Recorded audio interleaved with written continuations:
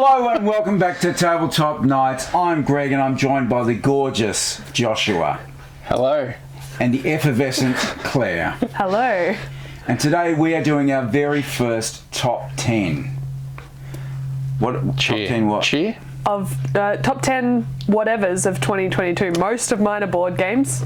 Alright, good. Oh, you didn't do board games on the list. So Oh, these were aren't- we supposed to do purely board games? I did. These are not games from 2022. These are our favourites that we played. We enjoyed the game. The way I did it was a bit of a combination, mainly of experiences that I had in games 2022. But I think it has to come into account how much you like the game in general. So if I had a game that I had a really good experience with, it would have shot up the list compared to a game that I probably like more, but maybe didn't have as great an experience this year on playing that game. So it was you could have had a bit of terrible combination. experience last year. Yeah. But as long as you had a good experience this game, even if the game's absolute rubbish. No. If it's absolutely rubbish, it's not in my top 10. Okay, Okay. so yours is based on experience. But yes, probably mainly experience, yes. Claire. Okay, so I did mine using the Pub Meeple ranking system. So I loaded all the games that I played in 2022, and most of the games that I played with one or both of you guys. Okay. And so I ranked the top 10, and well, actually, I ranked them all. Then I looked at the top 20 and said, okay, do I need to move any? And I started moving some, and then I went, no, actually, I think the top 10 is exactly where I wanted it to be. So mine is pretty much purely a Pub Meeple ranking. Yep. Pub Meeple. Did you use the same? Did you use? Mine is the 10 games I could remember playing This year. in 2020. I gave you a list. Yeah, but a lot of them didn't ring a bell, so I just ignore that. Obviously, we play a lot of games together, so the majority are going to be with you, but some have been with other family and some actual friends. So Are you calling us family? That's so nice of That's you. really sweet. Thank you, mate. that was meant to be an insult. Sorry, before we start, are we going to say how many crossovers we think we're going to have? Well, We've written it down, Yep, yeah. Yep, okay. So I think I'll have 3 crossovers with both of you, I reckon, in this list. With the three-way crossovers? So I think I'll have 2 3-way crossovers. Okay. Where all 3 of us will have 2 games on both our lists. Yeah. Well, all our lists. And I'll have a crossover with each of you that is unique. I Okay. think. Okay. I think I'm going to have 3 crossovers with each of you, but 2 of those will be a 3-way crossover. So exactly what I said. Yep. Yep. I'm going to have 6 crossovers between the 2 of you divided by 3. Okay. Fantastic. I played 72 unique games this year. Okay. And my number 10, I definitely play with both of you. So this one it was published in 2022. Well, it says it was published in 2022. It was a Kickstarter game. And I think we've played it twice, I think, over the last 12 months. It's I have definitely, a question. yeah. Did we play it not more than 20 minutes ago? No, we didn't play it. We didn't play it today. Yeah, all right, okay, good. We did not play it today. This is going to be a very long list. And that game is Planet Unknown. So Planet Unknown is one of the games I believe I'll cross over with both of you on. I'm more confident that I'll cross over with you, Claire, I than hate I'm that Greg. game. I don't know what you're I'm talking pretty about. confident it'll be on your list. But a game designed by Ryan Lambert and Adam Rayberg. I hope I said his name correctly. It is... I think Ryan is correct. Okay. It's a bit of a tile placement, bit of a unique variable player powers on your boards if you want to play that way, or you can play the way where you all have the same maps and the same standard boards. I just like the way that the Lazy Susan moves in the middle, and you're choosing from 1 or 2 tiles, you're placing that on your planet, and you're kind of you can strategize a number of different ways to move a number of different tracks up. It's just got a lot of replayability with the different maps you can play, different strategies you can develop, and yeah, I just like the tile placement element of that game, the kind of city building as well. Yep. Excellent. That's my number 10. That's not a bad choice. We'll see whether it Ooh, appears. Is it going to come up again? Okay. I don't know. No, it was my number 75, so it was close. Close. Out of how many games did you play this year? 72 unique games as well. My number 10 is a game that we've only played together once. Mm-hmm. It's a fairly light game, but I found it interesting in its simplicity, and I won, which didn't. Oh, which didn't no. Oh, no. Is it a card game? No. Does it rhyme No. with Ottel Pimp? No, it doesn't. No, this has got little trains that we're putting out on the board. Oh, yes. yes. And we played it fairly recently, so you can guess what it is. Irish Gauge. Irish Gauge. Yeah. Which I don't know who the designer is, but it's got Ian O'Toole's beautiful, simple artwork. It's simply just joining cities up that you don't own. You can buy shares in the different railway lines, and you score points based on the cubes that get drawn from a bag. So I like that element. I like bag drawing games. And hopefully you've bought in on the right lines at the right time. So simple as that. It's a very light. If you like the 18xx games, or you think they're going to scare you off, those sort of big train shareholder ones, give one of there's Iberian Gauge, Irish Gauge. There's a few others. Give one of those a go. I think it's a pretty good game. That was good. It's Yeah, I definitely don't one think that game didn't really fit my taste. I feel like don't if we think- played it a few more times, I think we'd pick it up a bit more. Yeah. Greg was definitely very good the first time. Yeah, he but, was. We were a bit slower off the mark. I think like some bidding games I'm alright with, but I think, well, yeah, I guess in that game I was just absolutely smashed for coin. Every time I went for something, someone did a refresh, so then everyone had money every time. Yeah. But on your rounds, maybe it didn't have money. And then it was kind of like co-op in that you're building the train lines together, Yeah. but then, so then you're kind of like share, but then if people just spend more money to get the cards, and you're like doing all the work and someone else is reaping the benefits. But I guess it's accurate to real life. Yeah. Yeah, so, I would definitely say it's not endlessly replayable. I think it's a game you'd pull out occasionally if you're in the right mood, because it's going to start feeling samey fairly quickly. But as we've only played it once, it actually made an impression on me, and that was it. That's my number 10. Good pick. excellent. My number 10 is a game we've all played together a few times. I've played it in person a lot of times, and I've played it online a lot of times on Board Game Arena. And it's one I like to pull out when it's the first time teaching a game that's not Monopoly or not one of the standard games that people might have played in the past, trying to sort of ease them into trying something new. Any guesses? Game of Life. So you said you played it on Board Game Arena. Yeah. Okay. I think on Board Game Arena. What sort of style would you say? What kind of game is it? I guess it would fall under abstract strategy, maybe? I'm going to say Azul. Correct. Hello.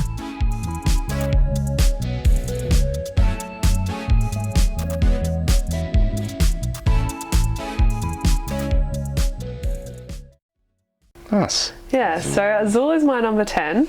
I think it's 1 to 4 players, and I really love the base game, but I also like the variant games as well. So I would say I'm putting in the base game, but I would not rule out one of the variants potentially taking over from that. But I just like that it's simple, but it's kind of crunchy enough, and there's a little bit of take that, but not enough that it really destroys your gameplay. Yep. So yeah, my number 10, Azul. Very Excellent. nice. Especially at 2-player, which is the only way you can play it on Board Game Arena once you go into the Quick. ranked Yeah. ranked gaming. It can be quite hit and smack your opponent and leave Yeah. them with the rubbish tiles and take the ones they want. Excellent choice. I really like Azul. Yeah. It can be very take that, but yeah, it's one of those games that has a lot of flexibility depending on who you play with and the player count, I think, Yeah. on how it's played. So yeah, good pick. It is a good one to get people involved. So my number 9 is another game that was published in 2022, and I think this one probably for the most part would fill a bit of a filler category of board game rather than a really heavy sit at the table for 2 to 3 hours type of board game. I think it would I definitely don't think it'll be on either of your lists, but I've played it 3 times this year and it's gone down really well with 3 different groups. So my number 9 is Long Shot the Dice Game. And this one is a betting style, bit of dice rolling involved in terms of moving your horses up the track. There's a bit of influencing of race movements with the concession stand bonuses, and you can move some horses back and forward. So it's almost a party style of racing game. You've got 8 different horses that all have different abilities. Once you've purchased a horse, you can kind of take advantage of their unique ability for that race. Different decks with different numbers, kind of like the Cubitos and your Quacks of Quedlinburg, where you can set out different horses every time you play it to add a bit of variety in how it plays. But I just like how it goes down around the table. Everyone takes a turn, rolls a dice, everyone takes an action, and it moves really quickly, even with a high player count. So I think you can play up to, I want to say 6 or 7. I can't quite recall the player count, but you can play with a small or high player count, and it goes down really well with any size group. So that's my pick. Number 9 is Long Shot the Dice Game. How do you think that ranks against the likes of Unicorn Fever, where it's also still a racing betting game? Yep. Do you like that more or less than that sort of thing? Because I don't know if we played Unicorn Fever this year. No, we didn't play Unicorn Fever this year. Unicorn Fever happens to be the first game I ever backed on Kickstarter. I have a bit of an attachment to that game, but it does take a bit longer, I find. Long Shot the Dice Game it's one of those games that can be done really quickly, or it can take a bit longer if people are influencing the race a bit more with moving horses back and you're rolling a lot of 1s instead of a lot of 3s. But I think I prefer Long Shot to kind of slot in as a 1 hour in between type game, whereas Unicorn Fever probably will take a bit longer than that. So I like both, but Long Shot the Dice Game is the one I played 3 times this year. So that fit my 9 slot. Nice. Definitely reminded me of Cubitos. Yeah. Or Cubitos. And I remember winning that game when we played that one time. Long Shot or Cubitos? No, Cubitos. Cubitos. But it also reminded me of Downforce. Yep. And other games like that. Even Flamme Rouge. It's kind of, there's mechanisms to move things along, but obviously in this one, in Long Shot, you don't own the horse. Yeah. Which is where the Downforce comparison comes in. That's an interesting one. I find some of those games where, the dice will have different powers based on which cards you've got out that time. I find those ones I'm a real slow starter at. Yep. By the time you get your head around which ones are going to work for you. But, once you're going, I did enjoy it. Yeah, no, it's a different one, but good one.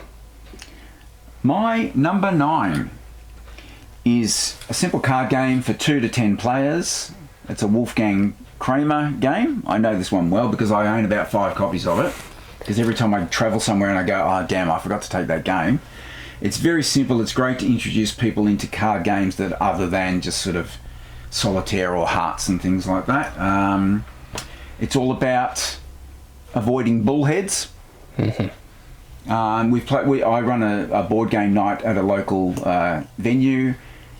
Families will always come and grab this because it's just easy to get people involved. And again, with up to 10 players, it's a bit of mayhem, but it's of course 6 Nimt. Yeah, good choice. It's just a classic. It's easy to get hold of. It's remained in print because it is a classic. You should definitely give it a go. And it's even good for younger players because just working out where your card fits in the grand scheme of things is really good for them, and it's super fast, super fun, super easy, and I've played it a lot this year, and it always seems to have a good laugh out loud as you it's not that 6 card. slam someone with the bullheads. So that's it. 6 Nimt. I also really love that game, and I also like the professional variant where you can put the cards on both sides of the original card.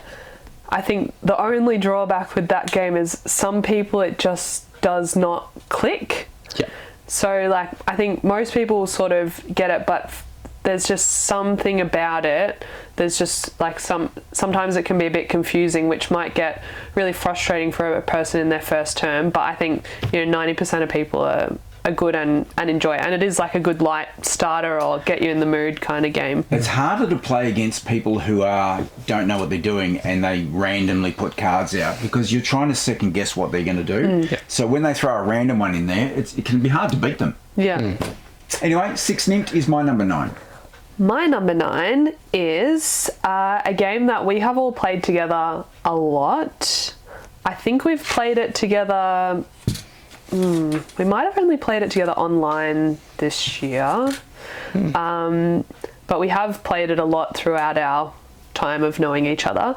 And it's a 2 to 5 player game, an engine builder, and it is Space Base. Great pick. Great pick. No spoilers. Josh's number 1 or 2, I reckon. So, Space Base is I really enjoy Space Base. I think at 2 players, I'm not really keen to play it, because the whole point is you're building up your engine, and your engine is usually stronger when other people are rolling the dice. So when you play 2 player, that dynamic doesn't really work. So then you're trying to get cards that are strong initially and for the turnover, whereas when you have more players, it's really about having the best thing for when other people are rolling. And I just love that, every time someone has a turn, even though it's their turn and they're sort of controlling that turn, they can manipulate dice and do all that sort of thing. Everyone has something to do, but it still moves pretty quickly. I think the only downside is like watching what other people are doing, but most of it's not really take that-esque unless you're changing dice. But then again, it's not really take that. It's more like, how can I slow you down so that I can try and catch up? And even between the 3 of us, we have different playing styles. Like you're usually go big for coins. You're usually try and get all the rocket cards to start out. So she knows the so you sort of like learn each other's strategies, but neither of your strategies is necessarily better, because at the end of the day, it comes down to luck of the dice. Yeah, and then Glenn comes in with all these arrows and he just goes bang, bang, bang, bang, bang, bang. Ding, ding, ding, ding, ding, ding, Yeah. ding, ding. Yeah, That's right. Good choice. Great it is a pick. great game. Yeah. I might just down my crossover assessment here. No, You're gonna reduce it. I can. Anyway, all right. Okay. That was the number 9s. Good choices. Okay, so my number 8 is also a game we've all played together. Greg, I think I played it a couple more times with you than I have with Claire this year. But another game that, once you know what you're doing, it can move really quickly.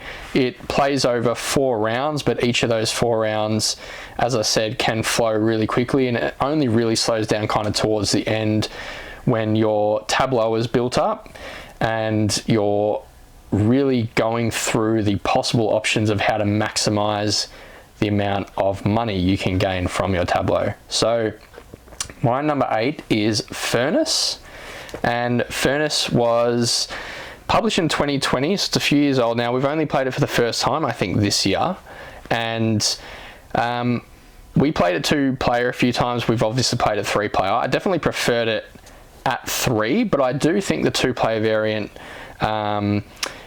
it's pretty good. It creates a bit of chaos with being very random, but I suppose playing 3 players is somewhat random anyway. But I really like how there's a number of different strategies you can move towards, whilst also being wary that you can't take too much time to try and spoil your opponent's strategies while still being able to really maximize your own. So it's a bit of a push and pull. How much can I commit to my opponents by slowing them down, while still be able to develop my strategy throughout my tableau, whilst gaining iron, gaining coal, whether it's gaining oil, and upgrading your cards along the way. So I like this one as a pretty quick 45-minute to an hour max game. Once you know what's going on, you could probably play it Quick quicker than 45 that. minutes. Yeah. So As opposed to all those slow 45 well, minutes. the first time we played it was probably an hour and a half. Once we sort of understood, it is fatty, for sure. Yep. But once you play it a few times, probably 30 to 45 minutes, you can probably get through a game. So Fairness is my number 8. Good choice. Yeah, it can be prone to AP for new players, but really good. And actually, I think the 2-player variant with the die roll is sufficiently. It's not chaotic, but it gets in the way of what you want to do, which is what it should do. A good player's trying to put you off as much as they're trying to look after their own cards. So yeah. I haven't played the 2-player variant. Is it kind of like Banner Festival where you're like, you have like kind of 2 extra cards, so you're trying to figure out what the other person's doing, and then you have like this random factor of... you literally use one of the other colours and you roll a die and it will go into those areas. To that card. okay, so if there's that you 6 can't cards take laid them. out, Yeah, you right. roll 1 to 6. So the one you think you were definitely going to win, it'll undercut you or it'll overbid you. Okay, yeah. It's and it works perfectly well. Yeah, very nice. good. Yep. What are we up to? Number 8. Number 8. This is a game that's actually been around for quite a long time now, but we've only played it together once. Okay. And we played it at my place, and we'd played all the other games, and then we got to this game. It was the last game of the night. And So we're all in top form then. Yeah, but for such what you would think is a quick little card game, I reckon it went for about 2 hours. Yeah. I might have gone recall for this. longer, I It think. might have been even longer, but it had some real, moments and some real down and destitute. It was horrible. This game's called Wizard. Yeah. It's just a little trick-taking game where on round 1 you get 1 card. By round 20 you've got 20 cards. And at the start of each round you look at your cards and you bid on how many tricks you think you can win. There's wizard cards and jester cards which can impact definite wins or definite losses. But just the glory of when you get your bid right is fantastic. Every time you get it wrong, you get no points. If you get it right, you get the points for all the tricks you've won plus 10 points for everyone that you got right. So it's just, the scores can jump up and down all over the place. And as you can think, with 3 players, you've got 20 cards at the end of the game and you're trying to go, do I go for 8? Do I go for 15? What do I do? And then how you play it. Very simple. But gee, it just had some of those really good... Super crunchy.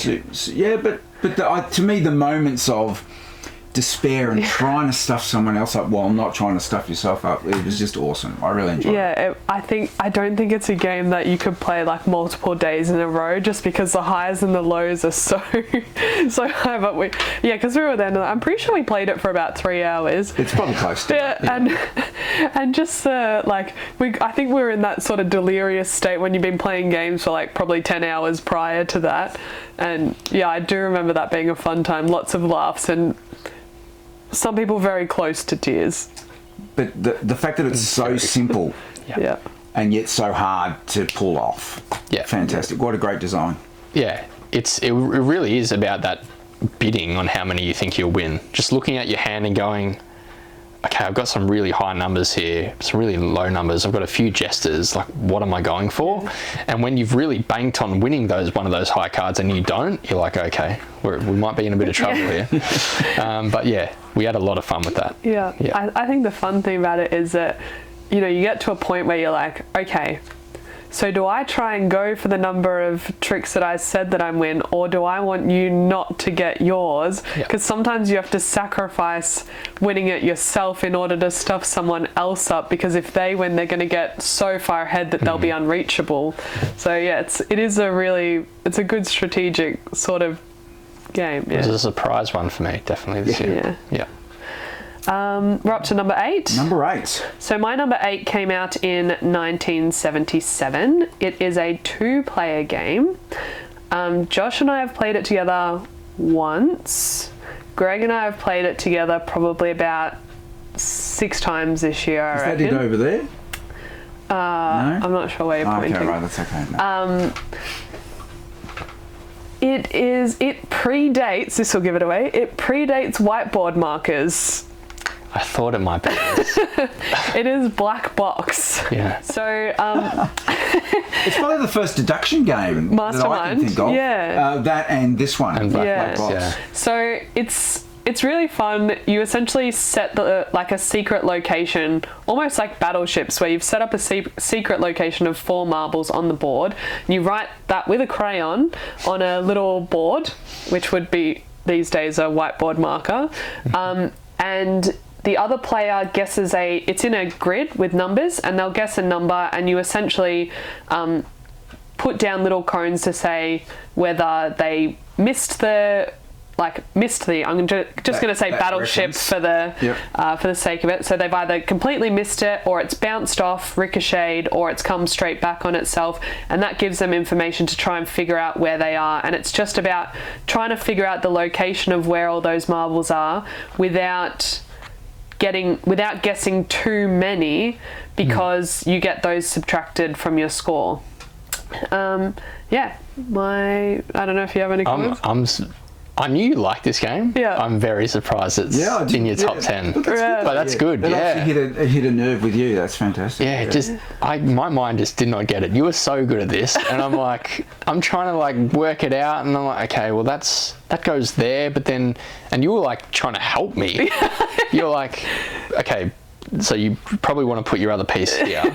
I'm like, yeah, my mind just didn't get it, but it just clicked with you. Yeah, no, that's really good. Yeah, no, I really like, because I like all those sort of, like, it's like a brain teaser essentially, but the other person set it up for you. So you're trying to do it as if it's like a random card that someone's flipped, because they could just have a card that's flipped and you're trying to figure out the location. Yeah. But part of it, and probably Greg can speak to this too, is trying to think, well, where would that person put that marble to try and trip me up? So you're trying to reverse engineer the player that you're against as to how they'd lay out the marbles. Good one. My number 8. Oh, it's good. I'm very chuffed that you like that ye oldie thing that I found in the back of the cupboard. That's awesome. Yeah, it just sucks that I don't think it's probably not in production or print. Wouldn't be that hard to make, I guess. Even as a little app. There's probably apps that do similar things to that, but yeah. Yeah. Okay, my number 7. So my number 7 is the first crossover so far. Space. Yes. Yes. Numbers that low. Number 7, well, I'm surprised. I mean, I have played over 70 games this year, which probably isn't a lot for a lot of people, but I've been playing Space Base since it came out in 2018, so it's been 4 years now. I've probably been playing Space Base, and played it's it still before it was cool. Before it was cool. Before it was cool. I wanted to get this out for so long, and people heard the name and they went, "No, we're not playing Space Base." And you show them the back of the box, and you try and explain it, and they go, "Yeah, it's not for me." Yeah, no, that just doesn't sound that fun. But for some reason, I could play this game all day. I don't know how many times I played it on BGA, but I just love how, as you mentioned, Claire, when it's not your turn, that's when you're doing the most. So you're always engaged in this game. In so many games, you can play a 3 or a 4 player game where, it might take someone else 2 minutes to take their turn, and you're not really doing anything. You're just waiting, which is fine. That's part of board gaming. But this game, when they're rolling their dice, that's when you're moving your markers up the most. So just love the mechanics of being able to improve the numbers on your board, either stack a lot in some areas or kind of spread your board so you're getting gold in small increments on all rolls. And I know there's been a few expansions now. I don't think I played any of them just yet. We may have played one a little while back. Definitely not in the past 12 months. Still only the 2, Shot Pluto and whatever Command the other one Center? Yeah. That's just kind a player of the big expansion. box. That's a big box. Yeah, so haven't played any of the expansions yet, but still just love the base game. Well, let's get them out next time. Would you Sure. say that you love the Space Base game? The Space game is The great. Space Base game? And John D. Clare obviously does Cubitos and a few other games that we enjoy as well. And Space Base is probably my favourite still of his designs. So that's my number 7. Any game that keeps you engaged on other people's turns. It's a winner. More of that, designers. Yeah. Get onto it. I think you probably introduced Space Base to me. I think we played it during COVID the first time online on maybe Tabletop Simulator. Yeah. And the rest is history. Yeah, it's a good one. Top 10. Never to be played again. Never played again. My it's number 7. My number 7 I have played stacks of, but only very recently and only on Board Game Arena. It's a little polyomino tile laying game that's played over 24 episodes. Yeah. And on Board Game Arena it's great because there's no setup, there's no fuss, there's no bother. It's challenging as all heck. And when Claire finally has her turn, sometimes we get a game done. I've been busy, okay? This is My City by Rainer Knizia. It's such a great little package. It's a legacy game essentially. Every round a new rule is added. Churches might come in, linking up your colours, all sorts of things. Covering rocks, not covering trees. And then at the end of the game, your board, if you actually buy the physical copy, your board will probably be like no one else's in the world. Be quite rare to get two exactly the same. But you can always then play the ongoing game on the back of the board. Fantastic. It's a great introduction to polyomino games for people. Again, it's one of those introductory games because episode 1, super simple. Just cover as much stuff as you can. Episode 2, add 1 rule. Episode 3, add 1 rule. So by the end of it, you are a wizard. Harry. Sorry, it's Harry. it's like a twitch. You can't say that. This is our tribute to Robbie Coltrane. God bless you, Robbie. That's the second wizard reference you've made in Yeah, I was going to say, it's unusual. 2 games. Well, no. One was a game called Wizard. Anyway, My City, what do you think about that? Yeah, well, the only bad thing about it is when people pressure you to take your turn really quickly when you're playing a long-term game. I'm only going to go with real-time games with you from now on because the turn-based is fine. But again, I play a lot of games when I'm in the shop, so I can only play the turn-based games because I might have to go and help someone. Yeah. But look, I just think it's a lot of fun. It's light. I'd like to see the next iteration of it. What's it going to be that's a bit more beefy? Well, My Island is coming out shortly. Whoa! I've designed it actually. Wow! Thanks, Josh. Believe it or How much not. is it retail? Well, it's $79.99 for. It's not bad. For friends, but for you friends. it's 150 minimum. That's correct. Someone wanted a copy of Peloton. Yeah, My Island's the next iteration. It's going to be hex tiles rather than the polyomino kind of Tetris-looking pieces. But Yeah. yeah, It's one of Reiner's simple designs that just works. I'm so glad you like this one because I'm pretty sure I introduced you to it. Did I not? I think you probably, it was Yeah. My Shelfie and Yeah. My City, and my God, it was good. It's one of my partner's favourite games as well. She would definitely have it in her top 3 if she had to rank games herself. So, yeah, it's great. We played a full playthrough of it, me and my partner, and I'm glad you guys have enjoyed it on BGA as well. Yeah, perfect. Awesome. All right. We're on number 7, aren't we? Number Yep. 7. Number 7. So my number 7 is a party game. I've actually purchased this game for a few people as gifts.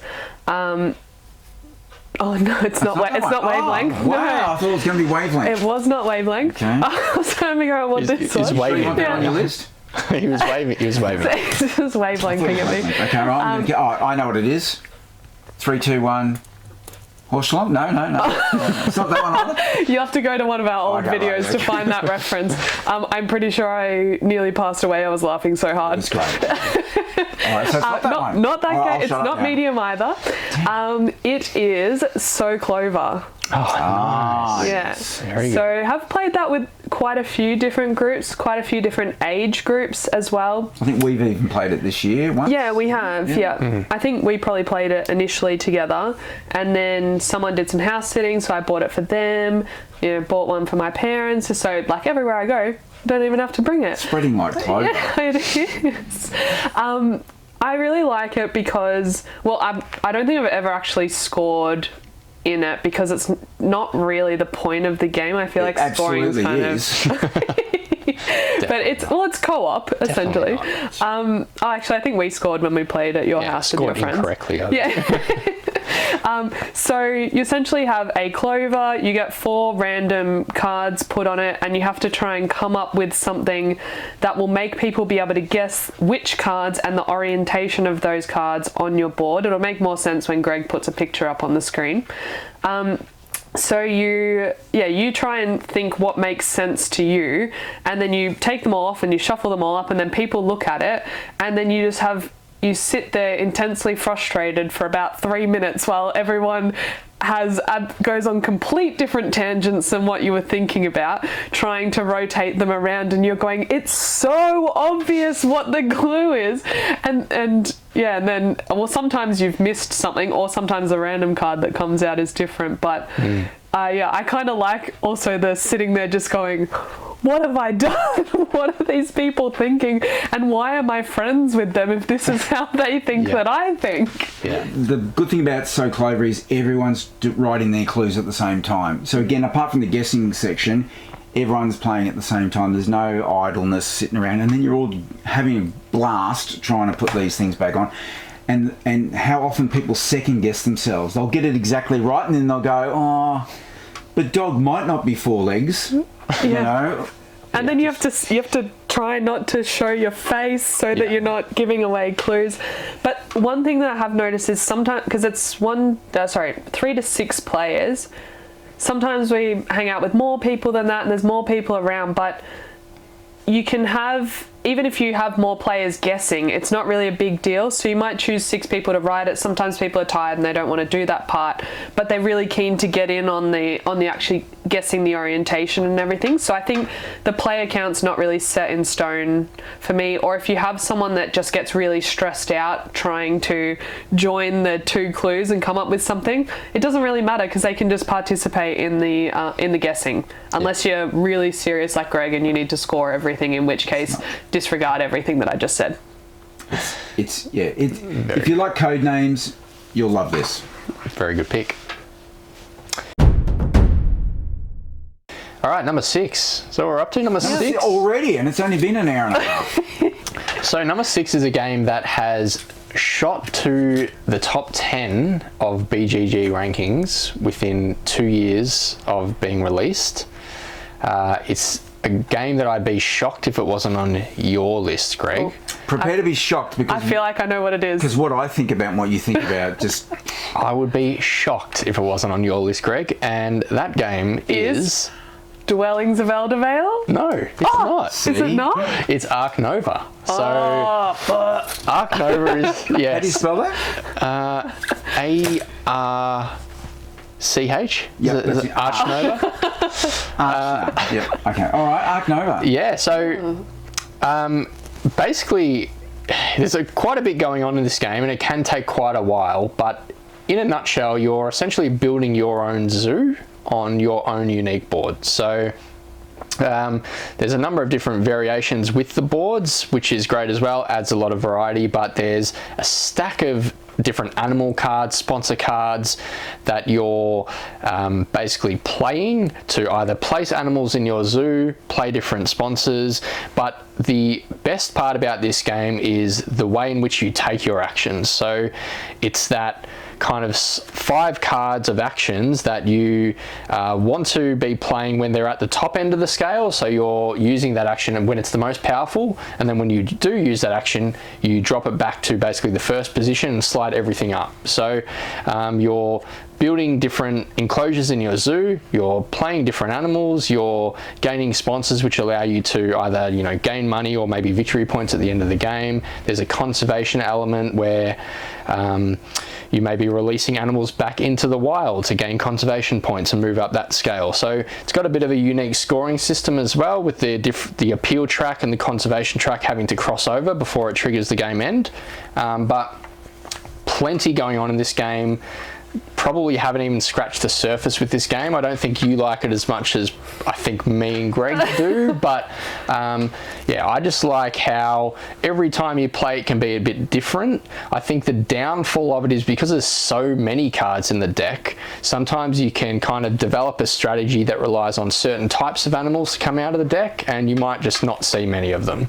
Whereas your opponent might develop a strategy around maybe reptiles, and there's just a heap of reptiles that flood the game. So that's probably the one downfall, but I think there's enough fun in this game where that doesn't really bring it down my rankings. I think, 6 is probably pretty low for this game, but I just want to play it more. I think I only played it once, maybe twice this year, and I'd like to play it more, and I'm sure it would move up my rankings. Ark Nova. Ark Nova. Great game. I don't know if I totally agree. That's fine. I mean, this you is probably on his thought this. list. You probably thought this was going to be a 3-way crossover. Of course, no, you didn't think that. Definitely did Maybe not. a 2-way crossover. Yeah. I'm not really sure why I don't like it, because I love all the animals and I love all the cards. I like that you do conservation stuff. I like that mechanic of it's kind of like a that you're moving the cards up and that you play them and you're trying to get them. You try and do them strong, or do you just do them early because you need to get them done? But Yeah. I think it's the scoring factor and that crossover factor, and I don't think we've had any games that have been close. Like, even when we've played 3-player games, it's like one person wins and the other two are just way far behind, or you like force the end of the game. So I feel like you're sort of building momentum and it sort of ends quite abruptly, and I think that's where it's a little bit jarring Yep. for me. Yeah, and I think that's where probably how the cards come out of the deck may change how strong, say, your strategy could have been when someone else is just getting a lot of the cards they need, able to play a lot of reptiles, which triggers a sponsor card, which gives them more money, and that's where that can happen. I think we played a few games. When we first played this, we played on Tabletop Simulator, and I think a few of our games were quite close in 2-player games, but I do see that side of as well, where it can go in one direction where you don't feel like, 6 turns into the game, you don't feel like you can catch up. Yeah. And that can feel a bit that way, but I haven't had too many of those experiences, and I just think for what the game does and how enjoyable I find the system of when you play your cards and the different types of cards that you can gain throughout the game, that's what I enjoy the most about it. Yeah. The good thing about opinions are you're allowed to be wrong. Look, there's definitely moments in this game where you might need to pivot. Yeah. And there might be, you do get a runaway leader and you don't feel like you can do anything about it. But I like games where I think if I just have another game, I'll try and get my strategy a bit cleaner, a bit neater. Because if you can get the perfectly running engine, it purrs like a kitten.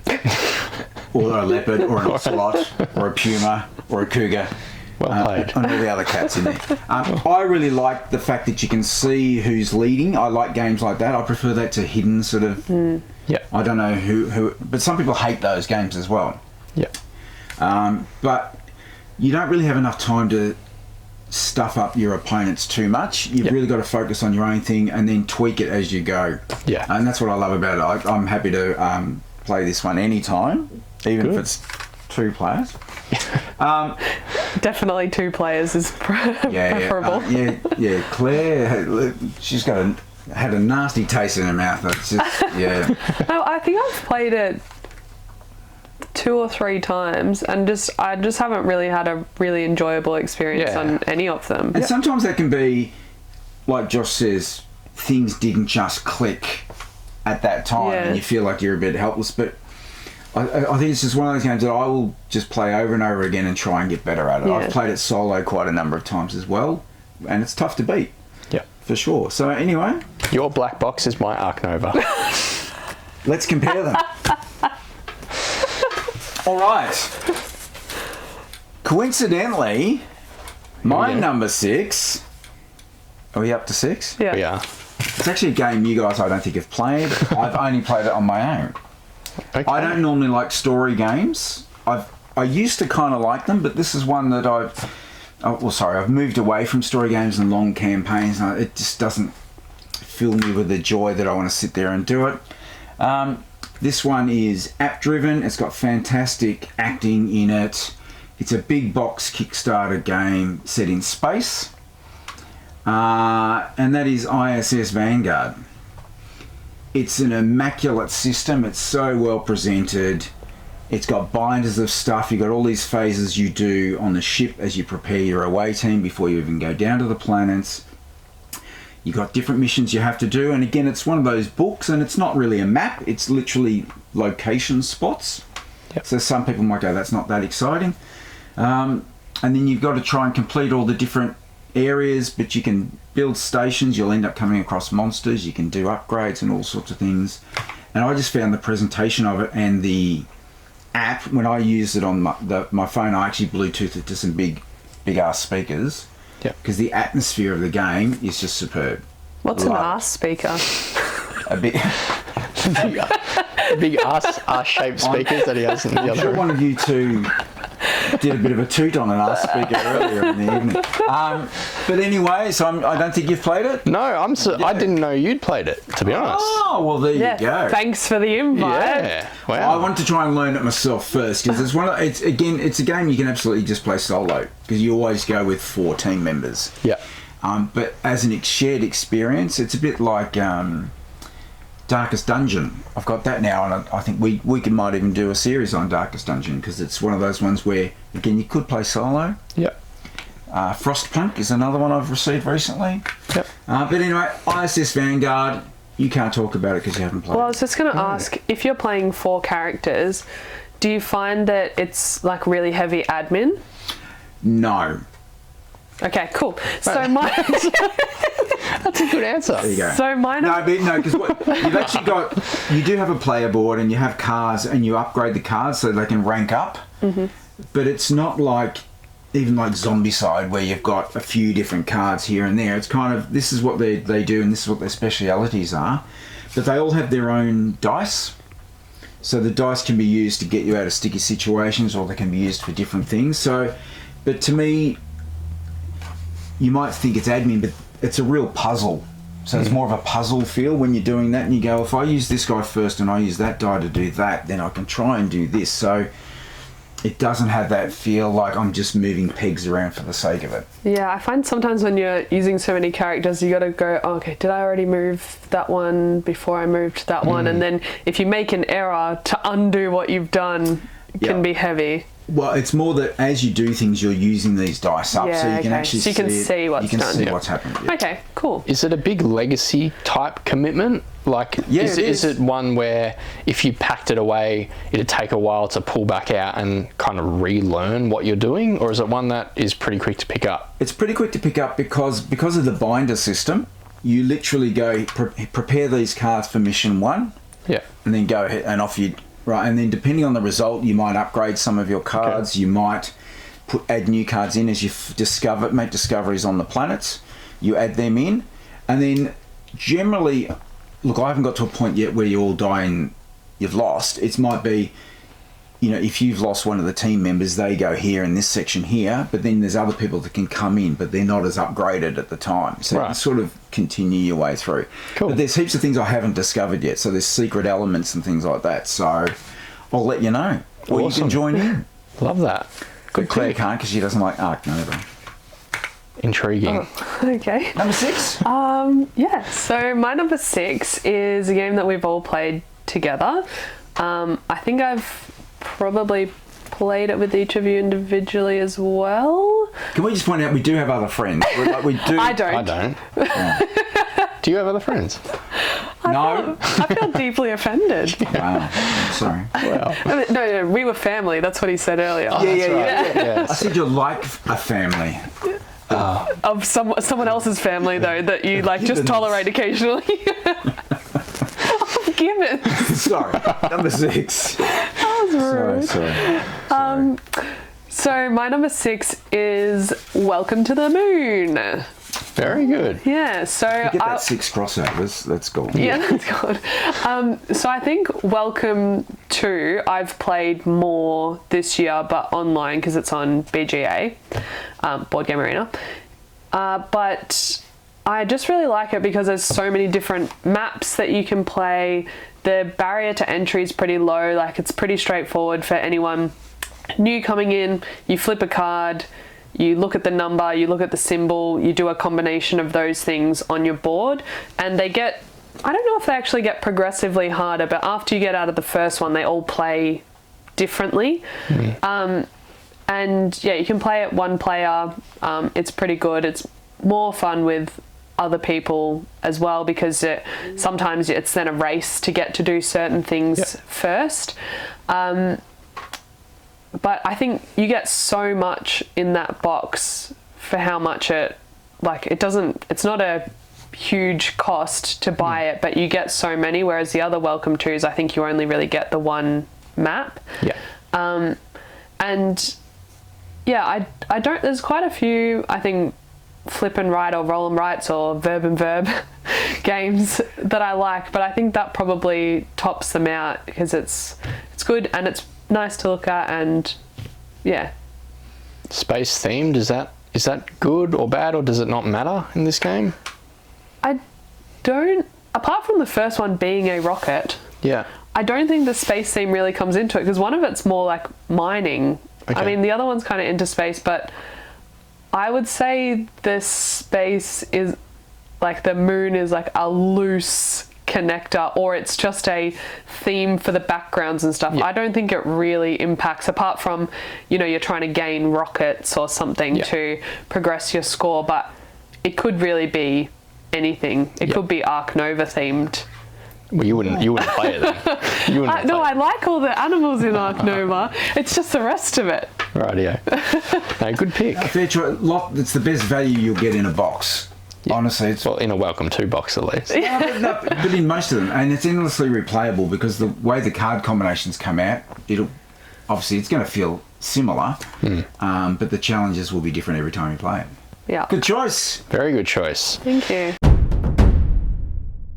My number 5 is a game that we have all played, a game that I played for the first time with you, Claire.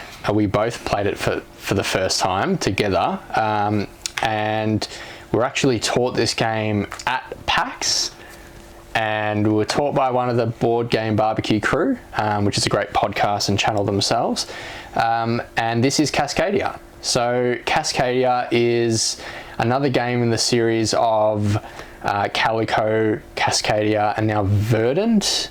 Is there another one in there? No, that's the 3, isn't it? So out of those 3, I played all 3 of them this year, but Cascadia was definitely the one I enjoyed the most.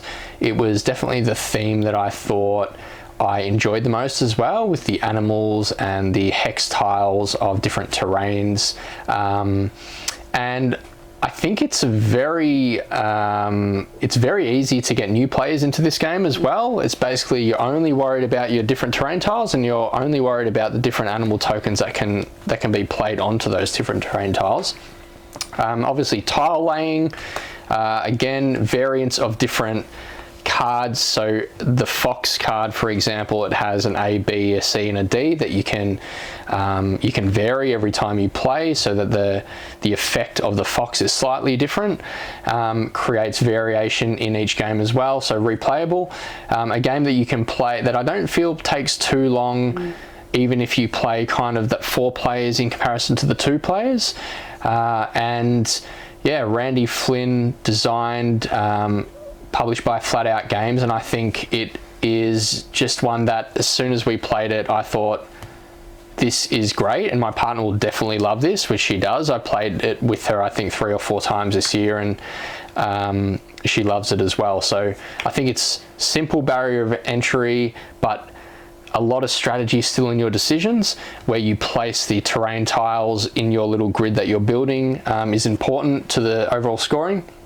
And yeah, I love the theme as well. So that's Cascadia, my number 5. Have you played it solo? I have not played it solo. Okay, it's not bad solo as well. Yep. I think it doesn't actually, some games lose a lot when you play them solo, but I don't think that actually loses much, because you don't really impact other people too much, apart from like, I'm going to take that salmon because I know that you really want a salmon, but does that really change your game a lot? Not really. So I think it also plays well as a solo game, but also in the back of the rule book there are like extra challenges. So if you do find that you're really enjoying it, you really like it, and you want to sort of mix it up a little bit or change, have something that makes your decisions a bit more complex, there's some challenges in the back, and I think there's sort of like almost like a hiking trail that you're trying to fill in to get through and have completed each of those challenges. So then it might be like you need to get X amount of bears out on your tableau. Tiles, yeah. So then it might change. So depending on what cards are out and that you're working to and that challenge, it might actually impact the way that you play the game and might impact whether you win or lose, because are you trying to beat the challenge or are you trying to win the game? So I think that's like an added little bit that probably, wouldn't have cost them much extra to put in. It's just an extra couple of pages in the rule book, but it gives you that extra level of depth to the game. Yeah. Admittedly, I haven't played with any of the challenges yet. I think I'm really still just enjoying the core game, and I find every game that I played has been quite close in scoring as well. So you can do really well with your animal cards, whereas your opponent can do really well with the terrain, having a lot of mountains together and a lot of forests together, and they get more points in that element. But I find that you can also mitigate a little bit of it's not really a take that type game, but in a 2-player game especially, you probably can see there might be a bit of take that, because you might take that animal or that tile that your opponent wants, but with those kind of acorn tiles that you can kind of cash in to change all the animal tiles or whatever it may be, or take this animal with that hex, that terrain piece, it mitigates a little bit of that take that element as well, which I think is a good thing for players that don't like that in games. So I think I think it's easy barrier of entry, but just a lot there still for what it's doing. Yeah, but you can still kind of stumble over the finish line even if you don't really know what you're doing, and not be that far that's right. out of it. Yeah, absolutely. Good one. Yeah, Cascadia I quite like. It is very light though. Yeah. And it's definitely not as cutthroat as Calico, which we were just having a little conversation off screen. Well, it's on screen, but off tape. Off tape, not on here. Yeah.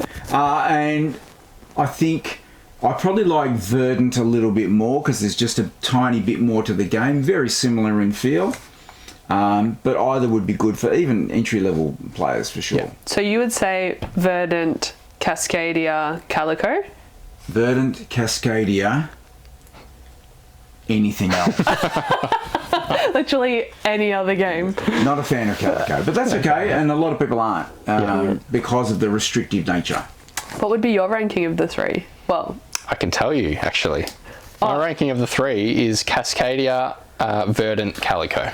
Okay. Yeah, so Calico, and when I say that, they're all in the top 25 games I played this year, so I actually like all three of them. Yeah. But Cascadia is the one I feel like I would definitely bring out for players of any level. Yeah. Whereas I feel like Calico I'd bring that out for players that are really love a real puzzle and don't mind take that. And Verdant I feel like is a little bit in between. I feel like there's a bit of flexibility with that, but Cascadia is the one I think is most flexible with all different types of players. I think Calico is the one where people can purposely be just really aggressive and it will ruin the game.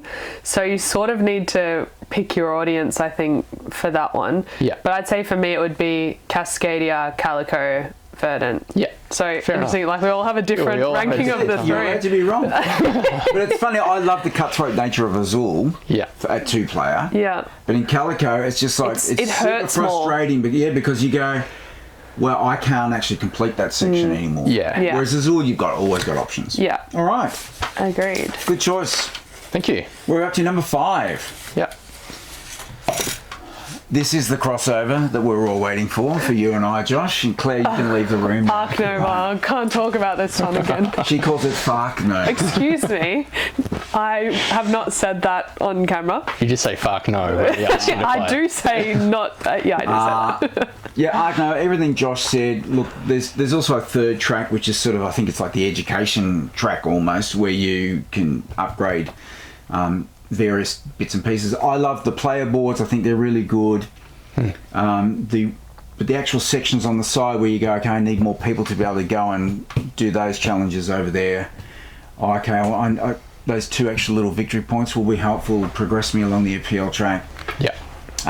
All the cards are individual. There's about 270 odd cards. It's good to see some of the animals from your own country in there, or continent, or area. Really good, really smart. I think a good player will still beat a non-good player. But there's enough variety that if you pick a strat that you think, again, based on what's in your hand, what you see out there at any time, you can make inroads.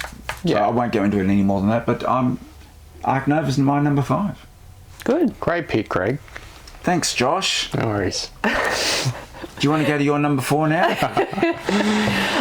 My number 5, much to my disgust, we've only played once this year.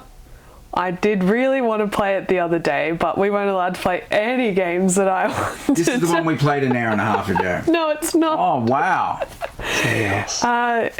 It is named almost after the state that we're in. Yeah. Victorian Masterminds. St. Martin. Oh, that one. Victorian Masterminds? This is a bit of a hidden masterpiece. Yeah. To be honest. It is you like this is a one. hidden mastermind piece, yes.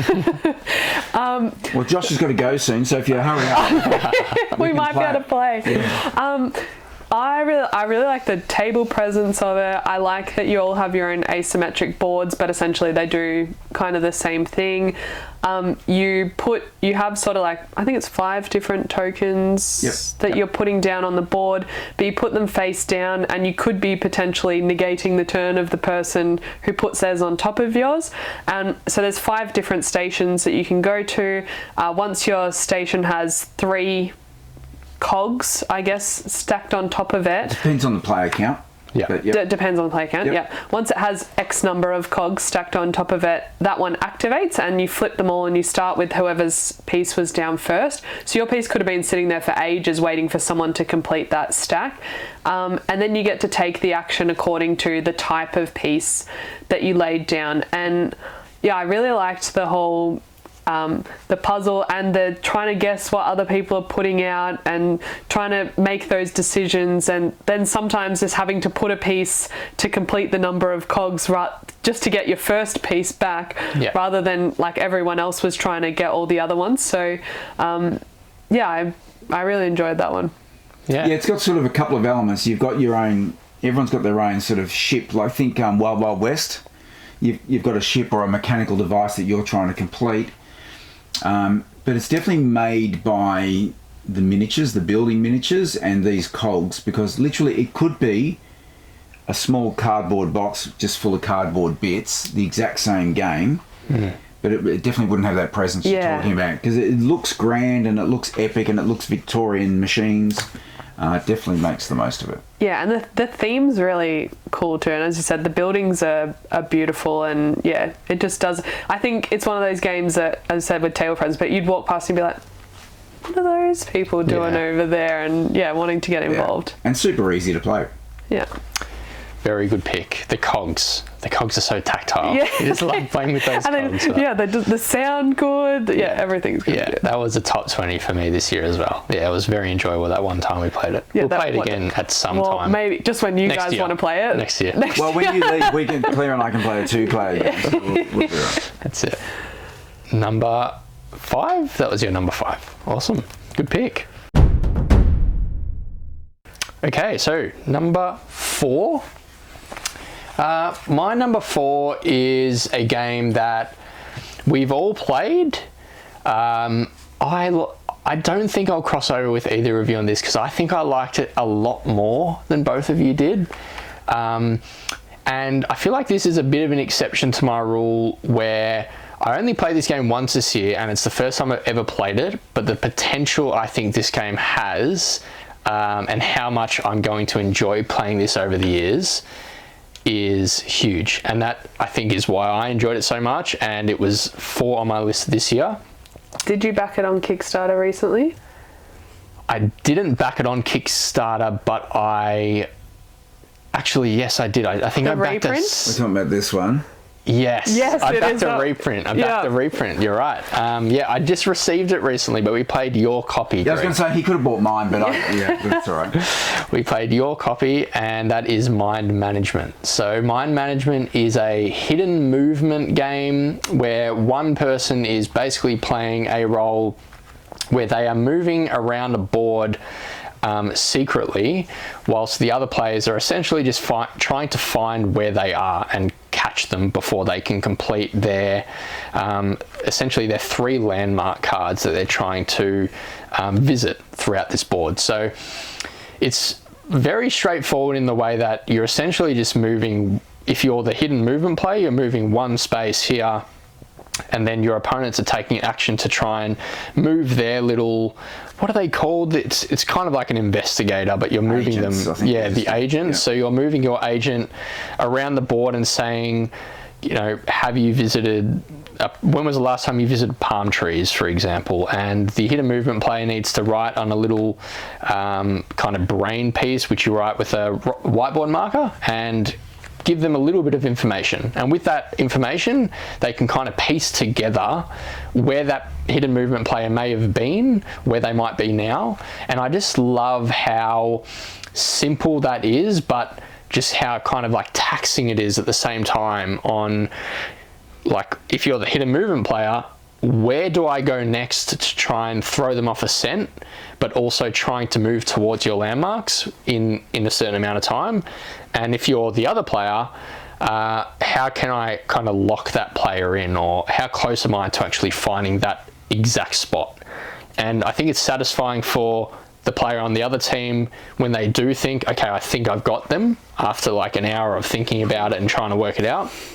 And the hidden movement player, I played that role and I really enjoyed that role as well.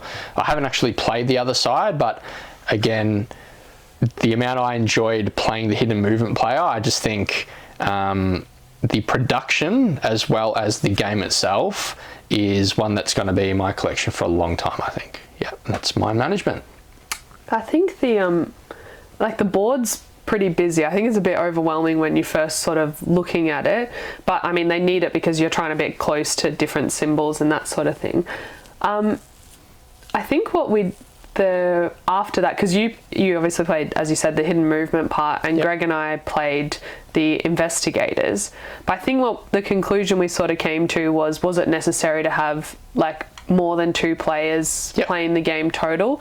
Because you're it's more like a 1v1. It's not like we had 2 characters. Did No. we? We had the one character that we were sort of working on. So Yeah. it's sort of, I mean, it's nice to have someone to bounce ideas off, but like you could easily, like, it probably doesn't add that much to be playing it at 3 player versus playing it at 2 player. Yep.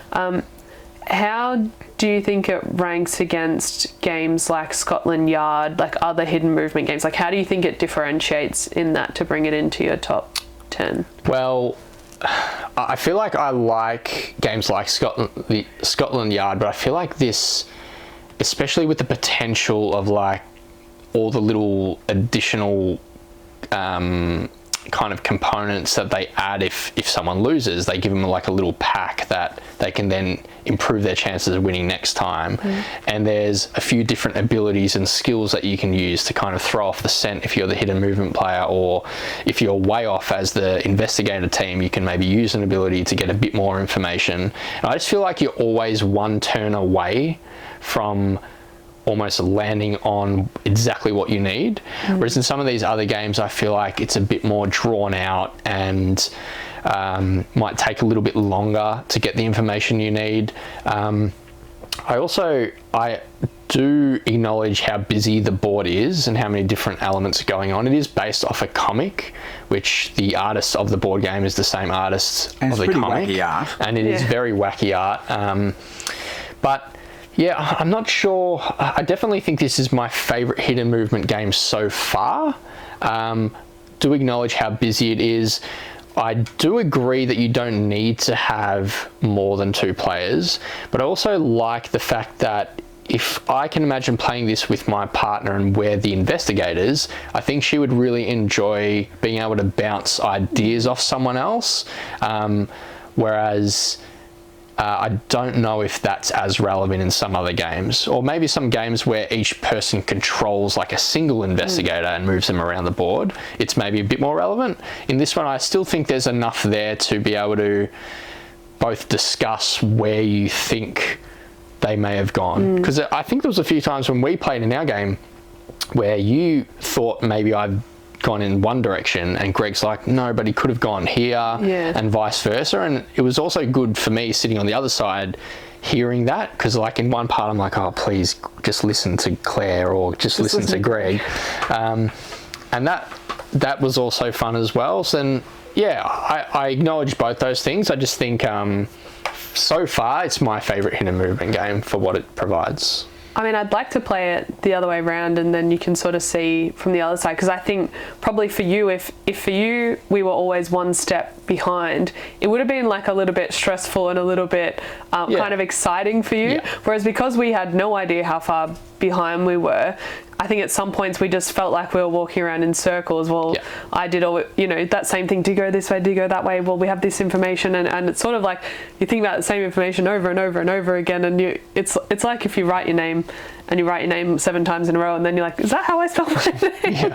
It kind of feels like it could get a bit like that. But agree, with having more players, it does give you that gut check of, well, did you actually check that he could have gone that way? Yeah. Thoughts? Interesting one. I think I'd equate it most because it's not a mass market game. So if you think Spectre Ops with a few more rules and a bit more information coming both ways, it's kind of like that. But there's sort of different ways you can win. Like we could win by crossing off so many of the different types of locations and things like that, and you had a time limit, so when the marker hits a certain point you have to give so much information away. I think you definitely would have enjoyed it more as the person who knows what's going on. I found it a bit frustrating going, well, we don't know if we're right or we're wrong. We can get it close maybe, and you're running out of time. The biggest frustration for me was we came down to the very last turn of the game, and we could have gone in that square or that square. The information, one square we'd lost, one square we'd won. So it wasn't enough of a, it was a 50-50 at the end, wasn't it? And we lost. And we lost, Did you lose? Yeah, we did. Yeah, we did. And we did, and it was literally. And you literally said, but if you'd gone there, you would have got me.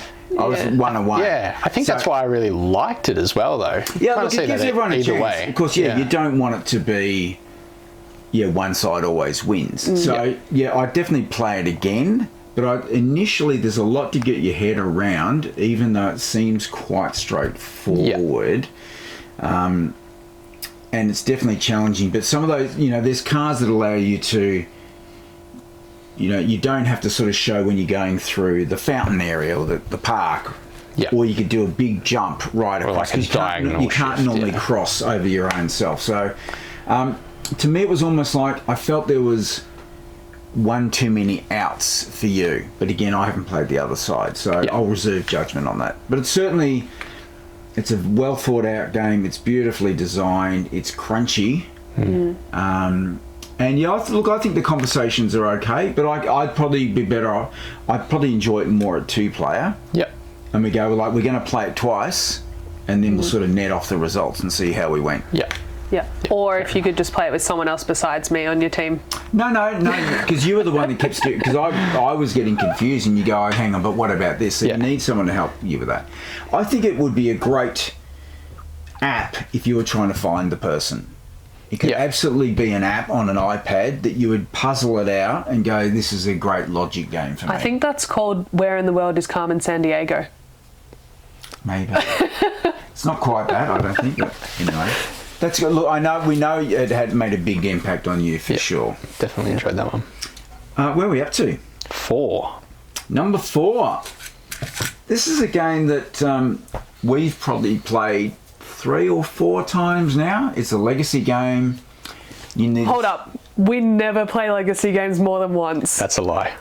No, we're only talking about Clank Legacy there. Oh, okay. So it must be King's Dilemma. It is King's Dilemma. It's a game that kind of... You literally get some cards, read them out, and you move tokens up and down the board. And you go, well, that's boring as bat guano. But it's funny if you play with the right group and you keep going back to it. I can't wait to play it again. Yeah. There's a bit of setup. There's a bit of, and Josh is our setup man because he can just get it out and picture it and read through. I get a bit frustrated with this particular one. Yeah. But it's such a superb product, and the Queen's Dilemma's coming out this year or next year. That'll be interesting. We do need to go back and have this another go at this. Yeah. Because it is. And it's frustrating as hell because your plans are all about moving half the tokens up that end and half down that end, and someone else wants them in the middle and someone wants them all at the ends, and it's all done through really clever scripting, literally moral dilemmas that you're making along. Do we want slaves? Are we going to be killing people? There's people that you can trade with them, it'll be really lucrative, but they keep slaves. So do you want to free the slaves, or do you want to trade with them for it to be lucrative? Correct. It's that kind of moral dilemma, and then if you will. That'll come back 2 games later based on a decision you made earlier, might come back and bite you. And I still really don't know how you win the game. Like, I know how you can win a session, but you've got sort of your house card, your little house screen, and you're bidding power and you're using money. The bidding system's really simple, really basic. But those little tiebreakers, in any other auction game you think a tiebreaker, it doesn't matter, but in this it really matters. And I just think it's a very clever system, and it doesn't need to be spruced up. I first played it at Essenspiel in Germany, and I thought I'm going to buy a copy there and then and there, and I did, and I brought it back to Australia. And I think we've all had a good time playing it, for sure. Yeah. But I still don't know how you win. I don't know what the end result is, because the game doesn't say, here's how you're going to win the end of the game. You don't know if you should be good, bad, or indifferent. Yeah. Do you have any comments on it? In the middle. Yeah, this was probably one of my most anticipated games to play. And for me, I feel like this game really rewards you if you can play some sessions that are kind of back to back, whether you can kind of continue the story along and really power through a number of sessions. I feel like what's kind of held this back for me is just the fact that we aren't able to probably play it as much as I would like to, just because we don't see each other all the time, or when we do, we play a variety of different games. I also, from the very start itself, we weren't completely clear on whether it was meant to be common knowledge to the rest of the group, kind of how our party, like how the house we're playing is perceived, I suppose, in the world that you're playing in. Are we meant to let everyone know what my little blurb says, or is that meant to be something that only I know so that I can work towards something through the story? So you're not completely sure what's going to come out, so you're like, are people meant to know this? You're obviously working towards a goal for that session, the objective cards themselves. Yeah, the objective cards that you kind of draft at the start of a session, but that may have nothing to do with your house in general. It might go against what your house blurb kind of describes you as. So yeah, it's one of those ones where actually it's a dilemma, really, isn't it? It is a dilemma. I really enjoy what the game is doing. I love how simple that you're moving up a little tile in the middle that is about the wealth of your kingdom during that session and the morale of your kingdom in that session. But it's hard to know, I suppose, how... I guess it's not really knowing how much information everyone's meant to have. Like, how much are you meant to role play in this game? And how heavily can you role play when every session your objective is slightly different? And that's probably the thing that I almost feel like once we play through this, it'll enable us to know exactly how we're meant to play Queen's Dilemma, whereas I haven't been quite sure with how it's meant to operate from the start. But look, I kind of like that there's that not knowing. It almost feels like it's part of where we are and what we're doing, and my kingdom doesn't know everything about your kingdom. If I think about it in those terms, I quite like that. Well, I'm just going to go with my gut here. Yeah. And there's not many games that get that feeling. I have to go with my gut. It's not always going to work. I know I'm crossing off some little circles on the back of my card at the end of the game. Yeah. But is that because I got money, or is it because that good? Is it a bad? good thing? Is it a bad thing? I still don't know. Yeah. Because mine's, spoilers. Mine's been weighted more on the negative side than on the positive side, right? So, but maybe you can win as being a complete despot by the end of the campaign. I just don't know. Yeah, you don't know. I really don't know. So do you like lean hard into that, or do you lean hard into trying to get better? You're right. It's hard. But you still want to win enough points based on just where because like Josh said, the tokens in the middle, which are sort of your military, your popularity, cash, defense, you've got to push them around session by session, but it doesn't necessarily align with what you need to do today. And that's where it's like, well, all these Regal people are coming together to try and nut this whole situation out. I really like that. I like the not knowing for some reason. I find this game's probably had diminishing returns for me, because initially when we started, I think the first couple of games we really leaned into our factions, and I think we sort of role played more at the start of going, okay, so my one, they just want money all the time. I can't remember if that's what mine was, but they just want to get the most wealth possible. So you're kind of like, all right, well, I'm going to lean into bringing the wealth track up. But as you said, like, that might be in contradiction to what your objective is.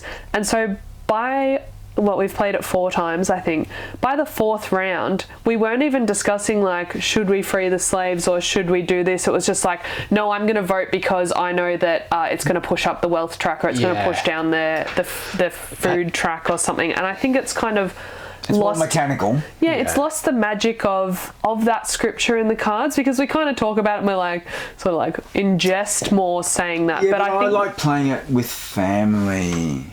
Yeah. No, I think the actual the game is like, I still enjoy that you're trying to do that push pull, and I'm like, all right, I know Josh is trying to get the wealth up, or I know that he's trying to separate as many tokens, but I can actually work with him because that'll work for me because I need some up really high as well, or I particularly need a certain one up high, but I feel like it's become very mechanical and it's lost the magic of the dilemma per se. So I think that's kind of what you're alluding to as well. Well, that's got to be down to the way we play it. It probably is, and it is worth noting we have only played 4 sessions, and there were things in that 4th session that started to open the game up a little bit with like cards that you can put money on to try and gain rewards later.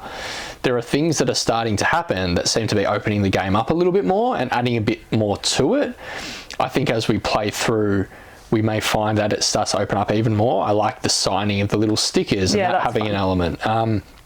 But again, at the end of the game, we don't know what it's all going to mean. We don't know what it's all going to mean, and that is the enjoyment of the game as well. But yeah, I do agree with you, Claire, that sometimes you're just looking at the symbols. Yeah. It's, okay, if I do this, this goes up. If I do this, this goes down. And sometimes you make a decision to push this up, but then it goes up further than you initially thought it would. So next time you've got a similar dilemma and it pushes the wealth down, and you're like, well, let's go for that one this time because I want the wealth to sit in between this space on the board. And it almost like takes away a little bit of the role playing, because you can kind of role play that first decision, but then it's like, oh, now let's bring the wealth back. So I get that part as well. Like, I anticipated this so highly, and I still think it can get better as we play through it more, but it probably didn't hit home as I hoped it would from session 1. For me. I would agree with that. All right. So I was wrong.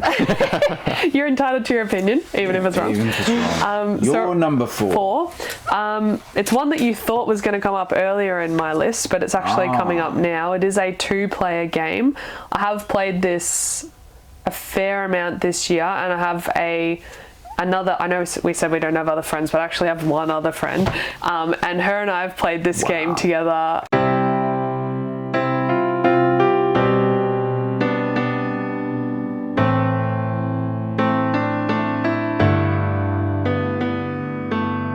A fair bit, and I actually bought it off you. One? It is a GIPT project one.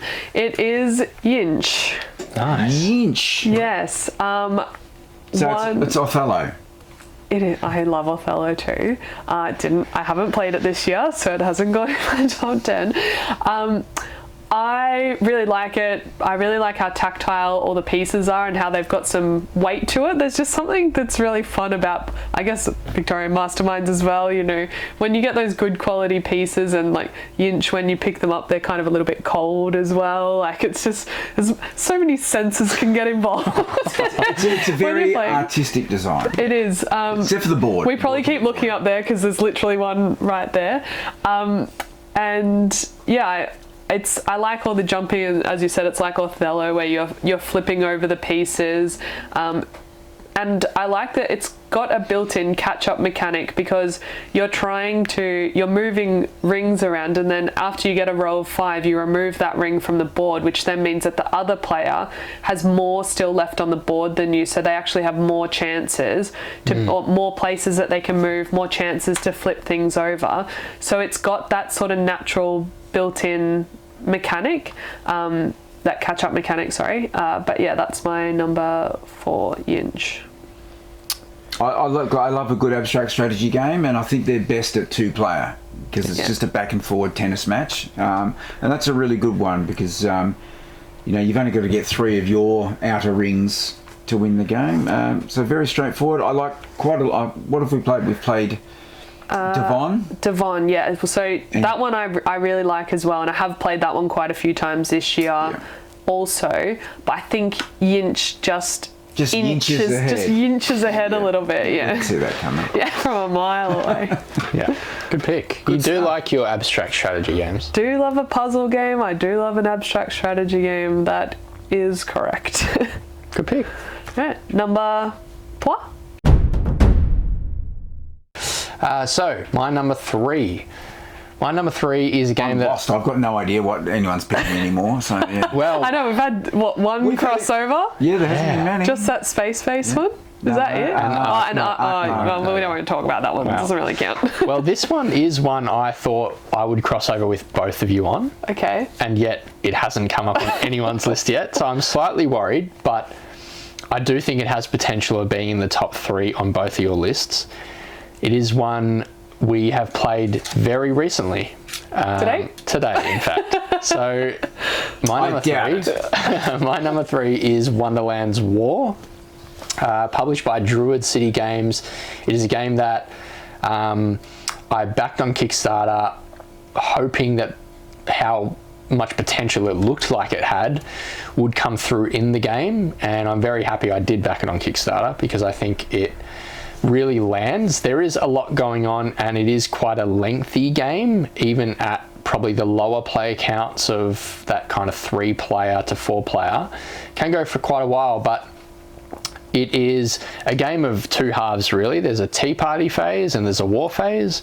In the tea party phase, you're essentially just drafting cards from the middle of the board that everyone has access to. You move your piece, take a card, and basically do whatever it says on that card. Add supporters to different regions around the board, which you'll get to in the war phase. You add different chips to your bag. So again, a bag building element similar to Quacks of Quedlinburg in terms of drawing your chips out. And I just like how it adds so many different great elements to one game and works. Not many games can add bag building, drafting, battles. War phase where you're battling for control in certain areas around the board. Your little quests. Yeah, objective cards that you're working towards. Per player upgrades that are unique to just the character you're playing as well. There's so much going on, but it just works so well, and I like all those elements. I didn't know whether they'd all work well together, but I think the theme works really great in this game, the Wonderlandian theme, and the components are great. The poker chips that you're adding to your bag are amazing. Only the deluxe version has the poker chips. Yeah. But yeah, I just think the tactile nature of the game and the different elements of the game that all work so well together is the reason why I think we all enjoy this game, and yeah, it's number 3 on my list for that reason as well. Awesome. Yeah, the table presence is fantastic, and even if you only have the dodgy version with the standees, the standees are really good and they're absolutely sufficient. You don't need the resin miniatures, although they look good, but you'd have to paint them because they're horrible grey. But I dare you to play this anywhere and people don't come over and go, what is that? Yeah. You know, it just looks amazing. It's stunning, the purples and the hues of the different colours on the board. The one drawback is it's not a coffee table game. Oh, definitely. There is not a chance you'll. I mean, actually, someone might have a very big. It does fit on At here. 3 players it fits on here. Probably at 5 it wouldn't. Yeah. Definitely wouldn't. But Yeah, I think at 5 players it might be slightly too many. I think did we play it at 5 Played player? it once at 5 player. It does take a long time. That's the other drawback. You really have to be. It's your main game in a game session. well, it was what, 2.5 hours today, or closer to Probably 3? more than that. Yeah, I would say. I would say probably 3 hours today. Yeah. And that was 3 player. Yeah. So Yeah. at least 45 to 50 minutes per player. Yeah. Lots of setup and lots of pack down. We did we did play it today after not playing it for a little while, so we did have to double check a few rules and take a little bit of time clarifying a few things. I think if you've all come into it knowing exactly how to play and you're not doing those double checks of certain things along the way, then you probably could get a 3-player done in an hour and a half to 2 hours on the quicker side. Yeah. But yeah, it's the meat of your gaming session. If you're getting together for a long day of games, this one's going to take up probably the most time. And the thing is, it doesn't feel like it's dragging though, because you have those 2 elements. It's like you're almost playing 2 games in one, because you do the tea party drafting phase and that feels very different to the battle phase. But obviously you have to keep the battle phase in mind while you're doing the drafting, because that's the point of drafting.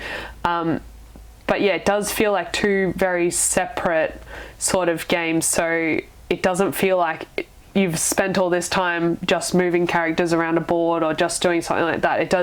It's variety enough within the game that it doesn't feel like, you know, after 2.5 hours or 3 hours, you're like, oh, I can't believe 2.5 or 3 hours is gone. I think we got to round 3 and I said, oh, that was quick. Yeah, you did. Yeah. And Greg's like, yeah, if you call 2 hours quick. Yeah.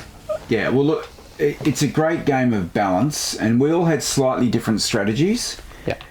And yet Claire won, but she only won by like 3 points. 4 points, and Yeah. Josh and I were on the same.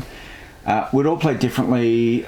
I forgot half the cards that I was playing with, but it didn't really matter, because in the end you still got time to complete your quests. The battles aren't long and cumbersome. You've got to know how many battles you actually want to try and win, because some of them your quests are to lose or finish on a particular spot on the battle track. And you've also only got so many chips to get through all the battles that are on the board, so you can't always you can't have your finger in every pie. So I think it's just beautifully balanced, a lot of fun, And it's also your number 3. and it's also my. Are we up? We're not up to number 3 yet, are we? Yeah, we're definitely on number 3. Oh no, it's not my number 3. Number 3. Well, what is your number 3, Oh, Greg? you want to know? I do. This is a card game that we have played a lot of. Even if we're tired and bothered, we'll still play this because it's a fantastic card game. It's a trick-taking game. It's not Bottle Imp, is it? It's not bothering. Oh, thank goodness. It is The Crew, Yeah. obviously. Rubbish game. Either version, but look, the Deep Sea Mission one is better because there's more variety and replayability in the missions, I think. Superb game. I can't think of a better cooperative game where you've got partial information, you know what you've got, you can give clues to your opponents using the little space tokens, astronaut tokens. Fantastic. Just trying to, you know, people come into my shop and I'll say, have you played 500? And they go, yes. And I go, well, just imagine that, and go, you've got to win the 7 of spades, you've got to win the 3 of hearts, and I've got to win no cards higher than an 8. Let's try and play that and see how we go. And it's an immaculate design. I can't wait for the new game coming out next year. I think it's next year, called Inside Job. Have you heard of that one yet? Please tell me more. Inside Job. It's like a gangster game. Okay. Where it's like The Crew, so you're cooperating, Yeah. but this one can have a baddie in it.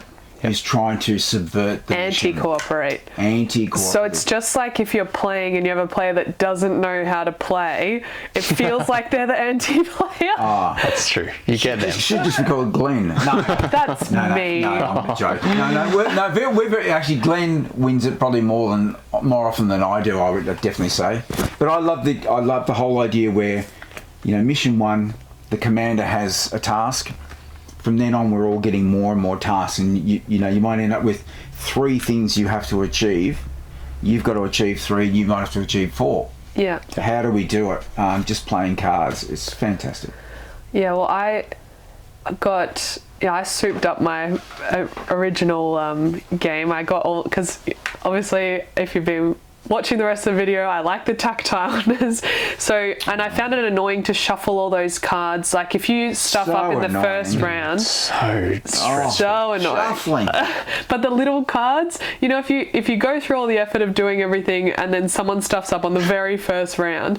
So I got it's a bag draw thing. So if you have the yellow 6, you're actually drawing that out of a bag. This is for the space This is for one. the first one. All right. So it makes it a little bit easier in that you only have to shuffle the main cards, rather than having to shuffle 2 decks of cards every time something happens. So I think that negates some of like the annoyingness of the first game. And I don't know if anyone's designed an app yet, but you could absolutely have an app to generate the task cards. For the second one. Yeah. Well, it's on BGA as well. It is on BGA. And it operates. But even an app. It's on BGA. But even an app that just says pick which one you want to do. Yeah, I think it's hard to play it online because you really need to play with people that have a similar skill level to you. And I think playing online, if you just have someone that doesn't know what they're doing, it just kind of trashes the game. Yeah. And you do definitely Really? read people, even though you don't have the information. You can. I know that Greg's gonna likely lead with this type of card because I know what your goal is, and if you lead that type of card, I know if I play this that's likely what you're wanting me to do. Yeah. But yeah, when you play with other random people, it's a bit hard.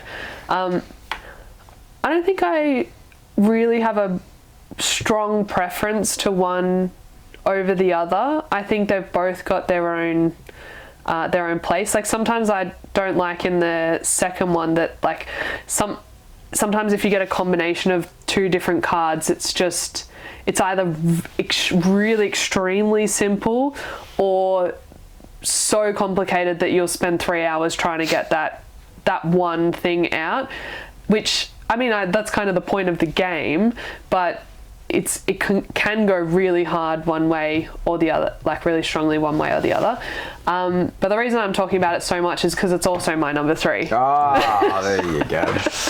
Nice. Good segue. I was like, this is a long chat about the crew. Yeah. So can we wind it up? Yeah, so I thought I'd just continue on and then throw that in at the end. Yeah, it's also... It's a super game. It's so great, and I think it has a little bit of an element the same as 6 Nimmt, where some people, if they haven't played trick-taking games before, it might take a little bit to click.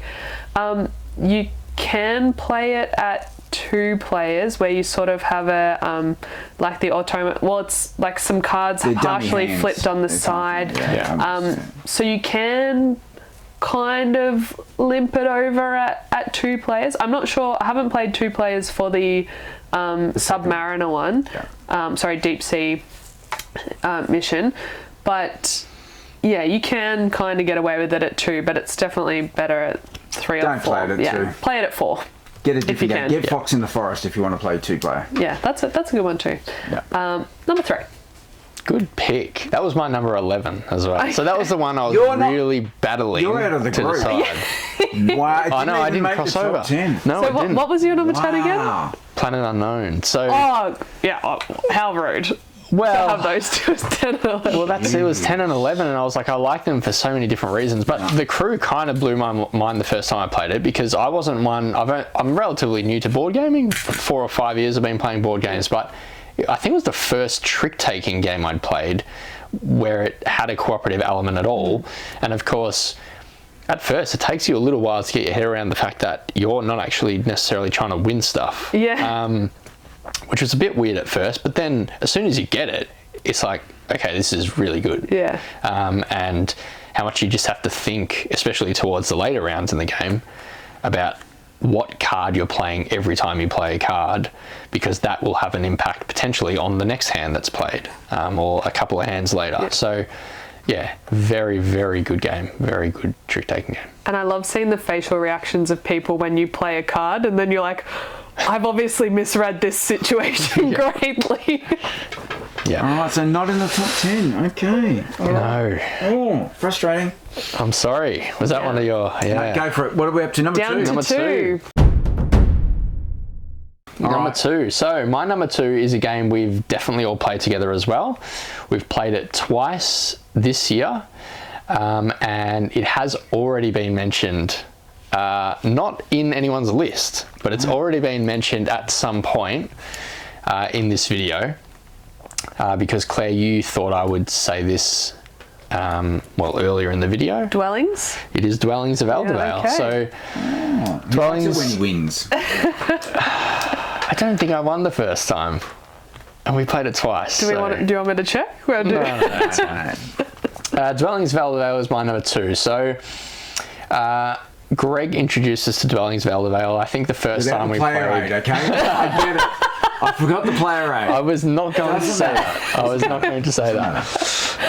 The first time we got through the game, it took a little while, and we got to the end, and we played 4-player the first time. we played 4-player the first time, and we got to the end, and there were a few little moments throughout the game where we kind of like we'd missed a rule for most of the game, but I don't feel like I got to the end of the game and I went, gee, I wish I had a player aid. no.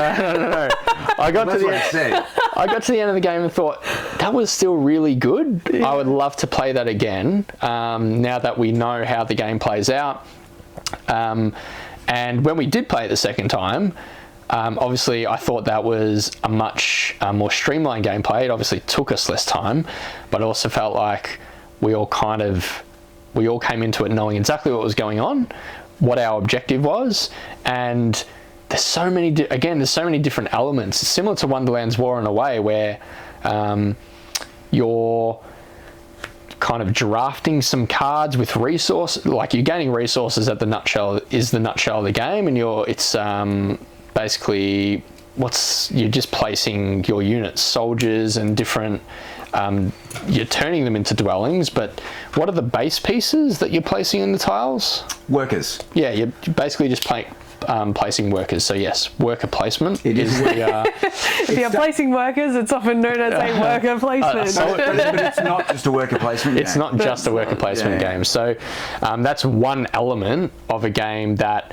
as I said, similar to Wonderland's War, just has so much going on, but once you get it, It's not complex. it's just not complex. It opens up so much. You add bosses to the board, and you gain rewards for beating the bosses, but it doesn't really necessarily change the game whether you're the person to beat the boss or not. There's battle elements where you're battling either the boss or other players. There's tableau building elements and moving up different tracks with different elements, fire elements, wind elements.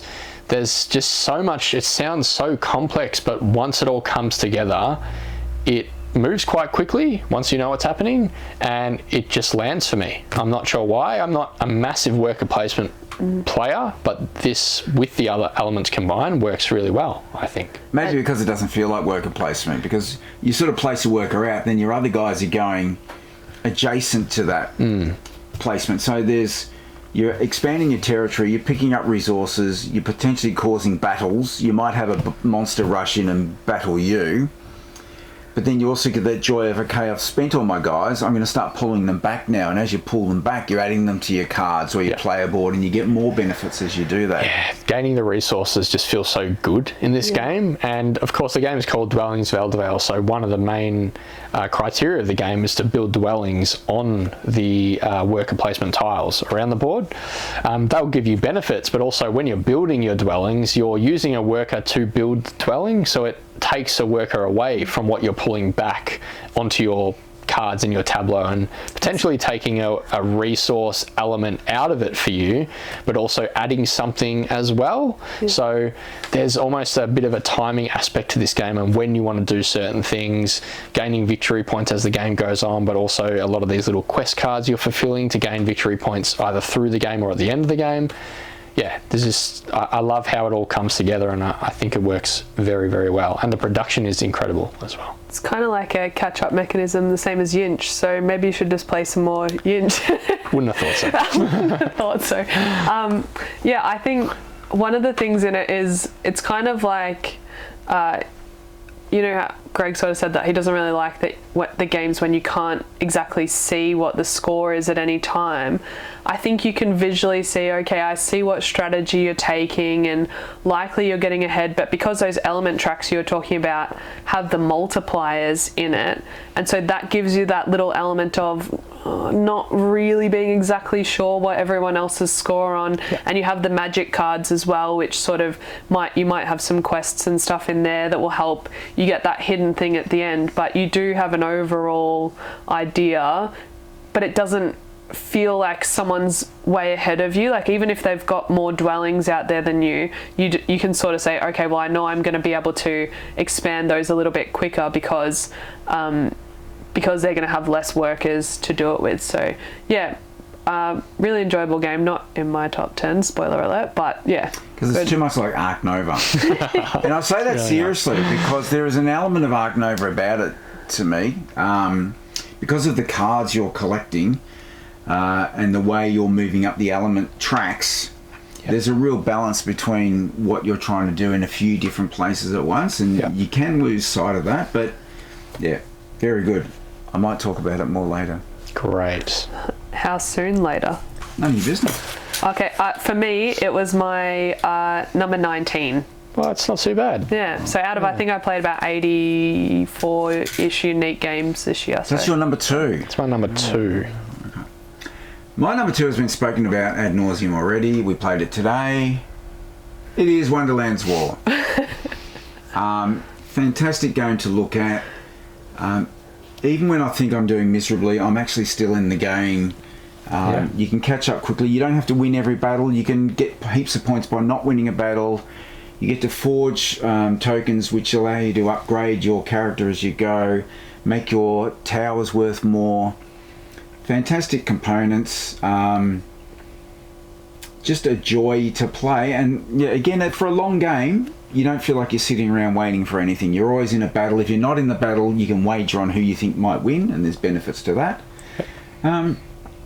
Enough said about Wonderland's War. Are you sure it's enough said about Wonderland's War? Because it's also my number 2. Here we go. It's our 3-way crossover. Meow, meow, meow.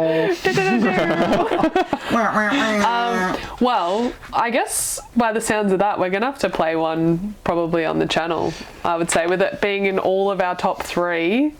I think it's probably going to be necessary, but maybe we can wait until the expansion comes out because we've all backed the expansion. I know Greg just wants to back it because he's really excited about the little rings that can go on the minis, which was actually an add-on after the expansion. It wasn't even part of the original expansion. You don't even need, honestly, because you place them next to your supporters and everyone remembers. So I know, it's not necessary, but it's a little bit of fun, yeah. And I think the expansion is going to bring the shards a bit more into it and maybe make them a little bit either less or more punishing, but I think it sort of changes that aspect of it. Well, I lost on shards today. You both did, really. Yeah, we both did, yeah. But one thing I would say to Druid City Games is please give us dual layered boards. Yeah. You've got this magnificent production and pretty thin. They're still nice little boards, but they're But you just because there's not a lot of. We played it on this table. Yeah. There's not a lot of space, and you knock it, and your leader strength. I know that they're bringing in a dice for the leader strength, but there's sort of so many things, and if you knock it, it can throw things out a little bit. It's also just the one bit that's underplayed. Yeah, everything else is beautiful. And as the other two have said, if you don't have the poker chips, I wouldn't even play it. Throw it in the bin. Throw it in. I'm not sure if the other two said that at all. You just put words in our mouth. I'm pretty sure Greg said that. Never been said before. But yeah, again, I think Quacks of Quedlinburg, which was one of my first loves of like a different game other than, you know, your bare basic games, and it just adds so many more elements to that. But I love that bag drawing, and obviously in Quacks upgraded so I could have all the I just love the sound of all the pieces in the bag and everything.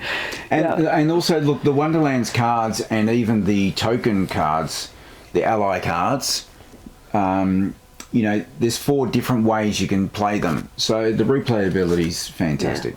Yeah. And it is just beautiful.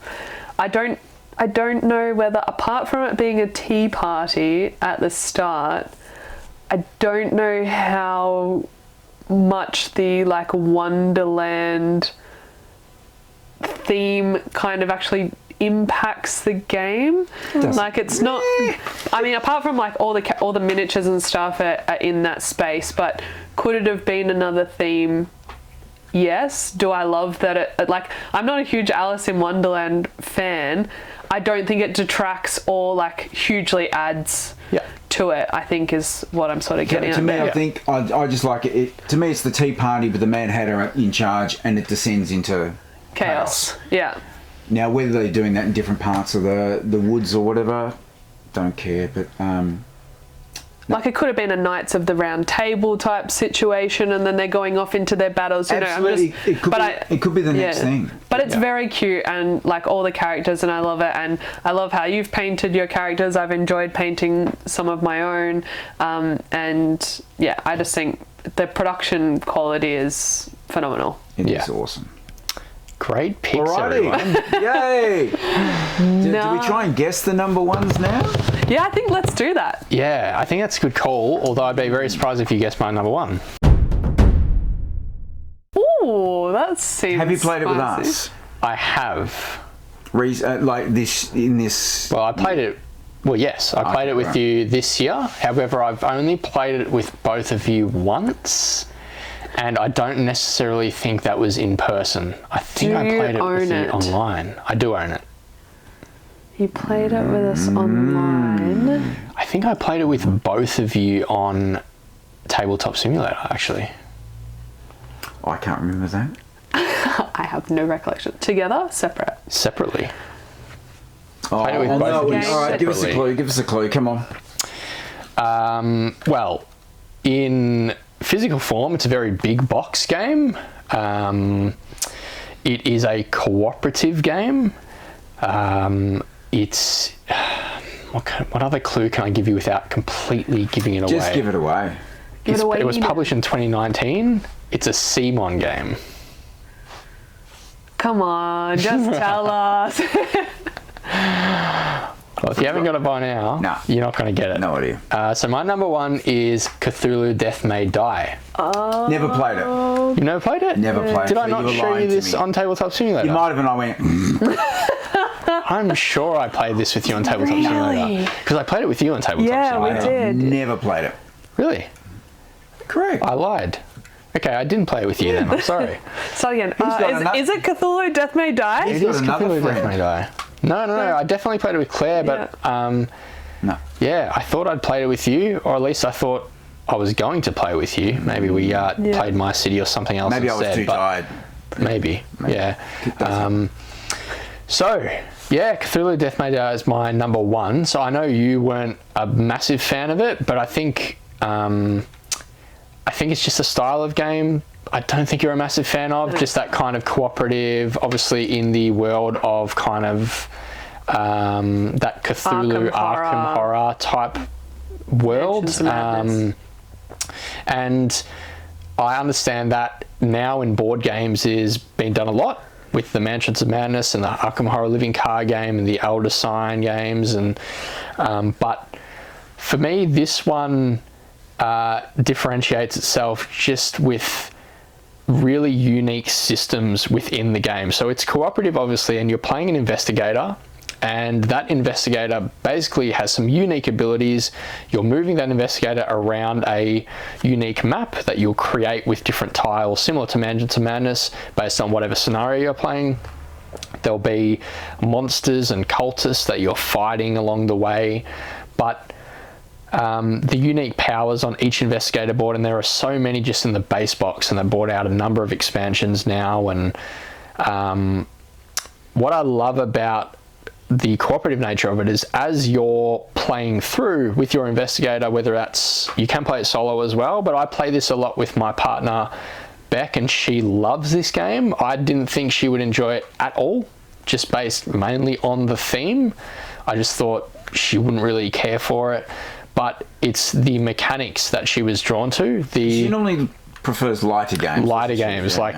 She loves games like Cascadia, like Welcome to, The Mind, you know, those kind of games, just small games you can kind of jump in and out of. But this is a pretty beefy 2-hour game plus at times, in which you're rolling dice. That's the main mechanic in the game, which some people will go, oh, that's just luck. Well, yeah, it is, but what makes it really work in this game is you're rolling dice, which will have success on the dice. It'll have elder signs on the dice. It'll have these little tentacle symbols on the dice, and they all mean slightly different things, and that can depend on the character you're playing as well. But generally, a tentacle will mean you're moving up your sanity track. As you're getting more insane, you're triggering kind of upgrades to your abilities. It's kind of like thematically, you're almost getting closer to death, but you're getting more desperate. You're getting stronger, and as your characters get stronger, although you feel like you're almost turns away from dying because it just takes a bad roll of a lot of tentacles, you're also upgrading abilities that might make you mitigate those rolls. So you can re-roll for free maybe as you've moved up your investigator tracks with your unique abilities. You might be able to move further when you're moving your investigator around the board. You might be able to just do a lot more damage with a roll. You're gaining more dice as you move up your insanity track. So it's just, you almost feel like the game almost reaches this like crescendo where you've almost died, but yet you've almost won, and it can be 1 or 2 turn difference on whether you win or lose. And some people would go, well, do you always want the game to feel like that? Do you always want to get to an end of a 2.5 hour game and feel like it can come down to 1 dice roll? But I think that is what really works with this. The different scenarios are great. Even in the core box, there's 6 different unique scenarios in the core box, which adds different monsters that have unique ways that you have to fight them. Different objectives. One of them's all around it's like a masquerade ball, and you're moving throughout a map and you're trying to, well, it's not really a legacy game. You can play it all out of order, but you're trying to push dancers to certain parts of the map so they can move away from the monsters and escape. But yeah, I could talk about this game all day. I just think, for what it does, I love Arkham Horror, the living card game, but I feel like if I was to introduce someone to a game in this world, in the Arkham world, I would bring out this one first, because I just think that it builds towards something that's so satisfying, even if you lose. I just feel like it's really satisfying experience by the end of the game. And being cooperative, you can help guide new players. Yeah, correct. And that's how me and Beck played the first time. So I played this a lot solo because I didn't think Beck would be in any way interested. I thought it would go for too long. But she basically just sat next to me one day whilst I was playing and kind of just picked it up, picked out the turn sequence and started to understand what was going on. And then went, this is really good. And then she stayed with me the whole game, and we basically played it together. She sounds great. You should marry her. You should marry this girl. Yeah. I should, you're right. But next year. Next well, I mean, you've only got a couple of weeks left this year, that's true. Next year's probably recommended. Awesome. Yeah, my number 1, Cthulhu Death May Die. I'm not sure whether you guys have any thoughts or opinions on that one, but I have no opinions. Apart from, yeah, you should marry her. The second part is, I think of the Arkham games, it's probably my favorite as well. Yeah. noting that it is nowhere near my top 10. Yeah. Is it, as you said, it's not my style of game. I don't know if it's like the horror theme, or I just don't really like the whole insanity health like combination. I did like it better because, as you said, with the dice, as you sort of get more insane, you get those other strengths and the other abilities and stuff. And I think when we played, we won in like the last turn, as you said. Yeah.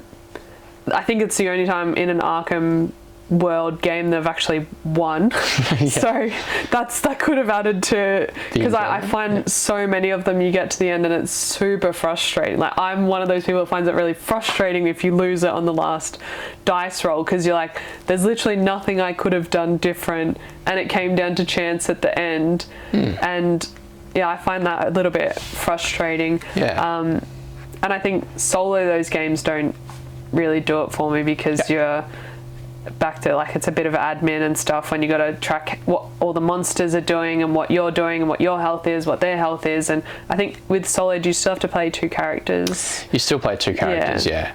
I find it with just 2 characters, it's pretty easy to be able to know what's going on with both. I found that was an issue with me with Mansions of Madness. With Mansions of Madness, similar kind of style, you're moving your character through different rooms, but sometimes like one character will pick up an item, and as you're playing, like that character's now got like 6 items in front of them, and this character's got a different 3 items in front of them, and it can just feel like, okay, what's going on? And like, oh, this item has this player's the one that can roll an extra dice in this instance. Or I didn't feel that in Cthulhu Death May Die. I felt like each character was unique enough to have really distinguished abilities, where I didn't feel like I was ever like, oh no, sorry, I moved the wrong character here, or any of those sort of admin type issues that I felt like I had with Mansions of Madness.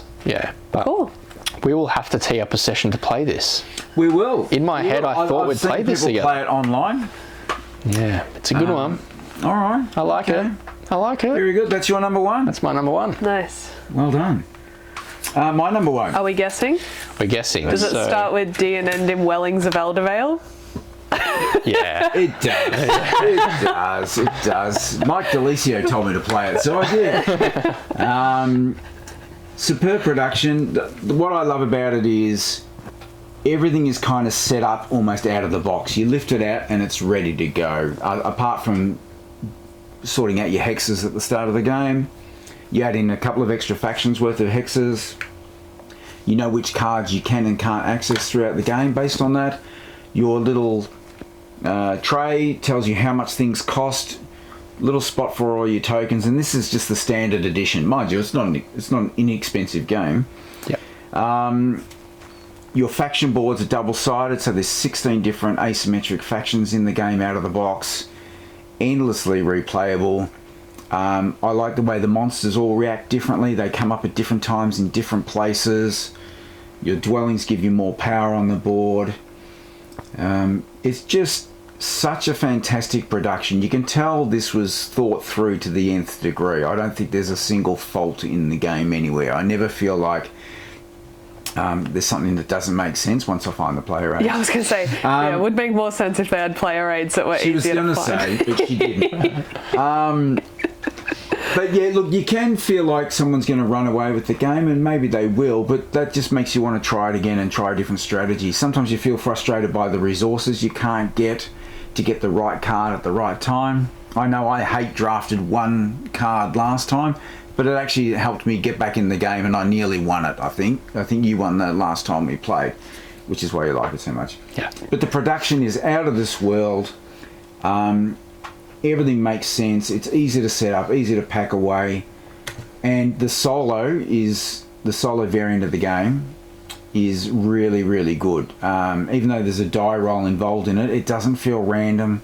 The cards come out, you've got this one extra little token that says, do things in relation to this token. Awesome. Dwellings of Eldervale, best game ever. Ever. This year. No, best game. I would say Ooh, That's a spoiler big call. alerts for top 10 of all Big time. call. in my top big 10 of all call. time, it's definitely in the top 10. Yeah, that's probably It's in the fair top enough. 10. Yeah. But number one is obviously Jenga. So Oh yeah. Well, you can't top that. Tactile. The tactile nature of that game. but you gotta, Don't tell me tactile until you play Jenga. that's right, and you play it on a moving car on the roof. All right, now, Great can we pick. guess Great Claire's pick. number one? Well, It's got to be PU, doesn't it? well, that's Have we had that yet? that's the other crossover I thought I'd have with Yeah. Claire. So I would have to guess Planet Unknown. I'm going to guess Planet Unknown. Well, you'd both be very correct. Yeah. I mean, You were so excited when the Kickstarter was even out, weren't you? yeah, I You were played just- it online and I was just like, I need this game in my life. There's a video of me talking about it while the Kickstarter was live, so you can just see how excited I am about playing it. We played it online fair bit during COVID, I think. Oh, sorry, the C word. And No, it wasn't the C word. It was definitely COVID. I don't think you're allowed to mention it No. because then She called you the C word a few Oh, times. that's but- right. I would I knew I'd heard it. I would never. Yeah, Collins. Yeah, go for it. So yeah, I just love this game. I mean, I know Josh spoke about 3 hours when we started this video. It has been a long video. But yeah, I love the polyomino, the asymmetric boards. Like, I think we've played probably online. We played just the base version a lot. I don't think you played it a lot online with us. Just once. Josh. Yeah.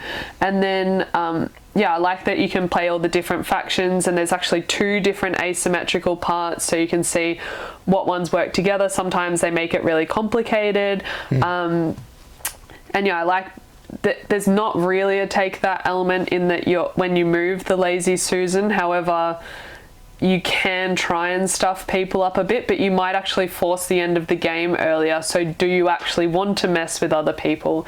But yeah, I really just like trying to fill the board and do that puzzle and move your rover around, collect the meteors. Obviously, I love this game. You guys are pretty aware that I We'll love go this now game. and we'll leave the camera I'll on. just keep talking about it for hours, but production's awesome, colors are awesome. The only, I think, drawback is on the Lazy Susan, the top piece. They don't quite sit in there, so they sort of Sometimes. slide off But if you cut you're... the corners off there. Yeah, absolutely loved It is a great production, and you even got the neoprene mats, so she won't play on our scungy cardboard ones. Gross. Yeah. But it is very good.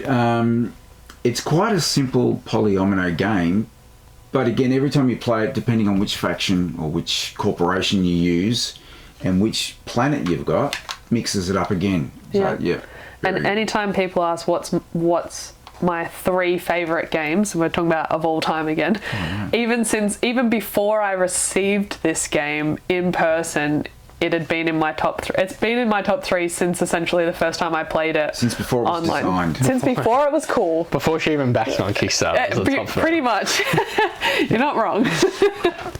It is a So good that one. is my number 1 PU Planet Unknown. EU. Wow, fantastic. Well, look, that's been a long video. I'm going to cut it down to about 3 minutes, but we'll see how we go. So it's just going to be Greg's top 10. Yeah, no. If you like this video, please consider giving it a thumbs up and subscribe to our channel for lots more content. If you're in Melbourne, come down to Boss Board Games in Mentone. You can meet Greg. Yeah, You can You don't want you that. can actually probably purchase a lot of the games that we've spoken about today. Not all of them. Not ones like Black Box. No, you won't get. Well, I might sell it for the right amount. Well, I'll be buying it if I know, anyone's right. buying that. You can't buy that. I'm sorry. Yes. Yeah, or you can come to the game nights and try out a few of the games that we've been talking We love about. to see people. We love to talk about games. This has been the Tabletop Nights. I've been Greg. I've been Claire. I've been Josh. We'll see you soon. Bye. Bye. Ciao.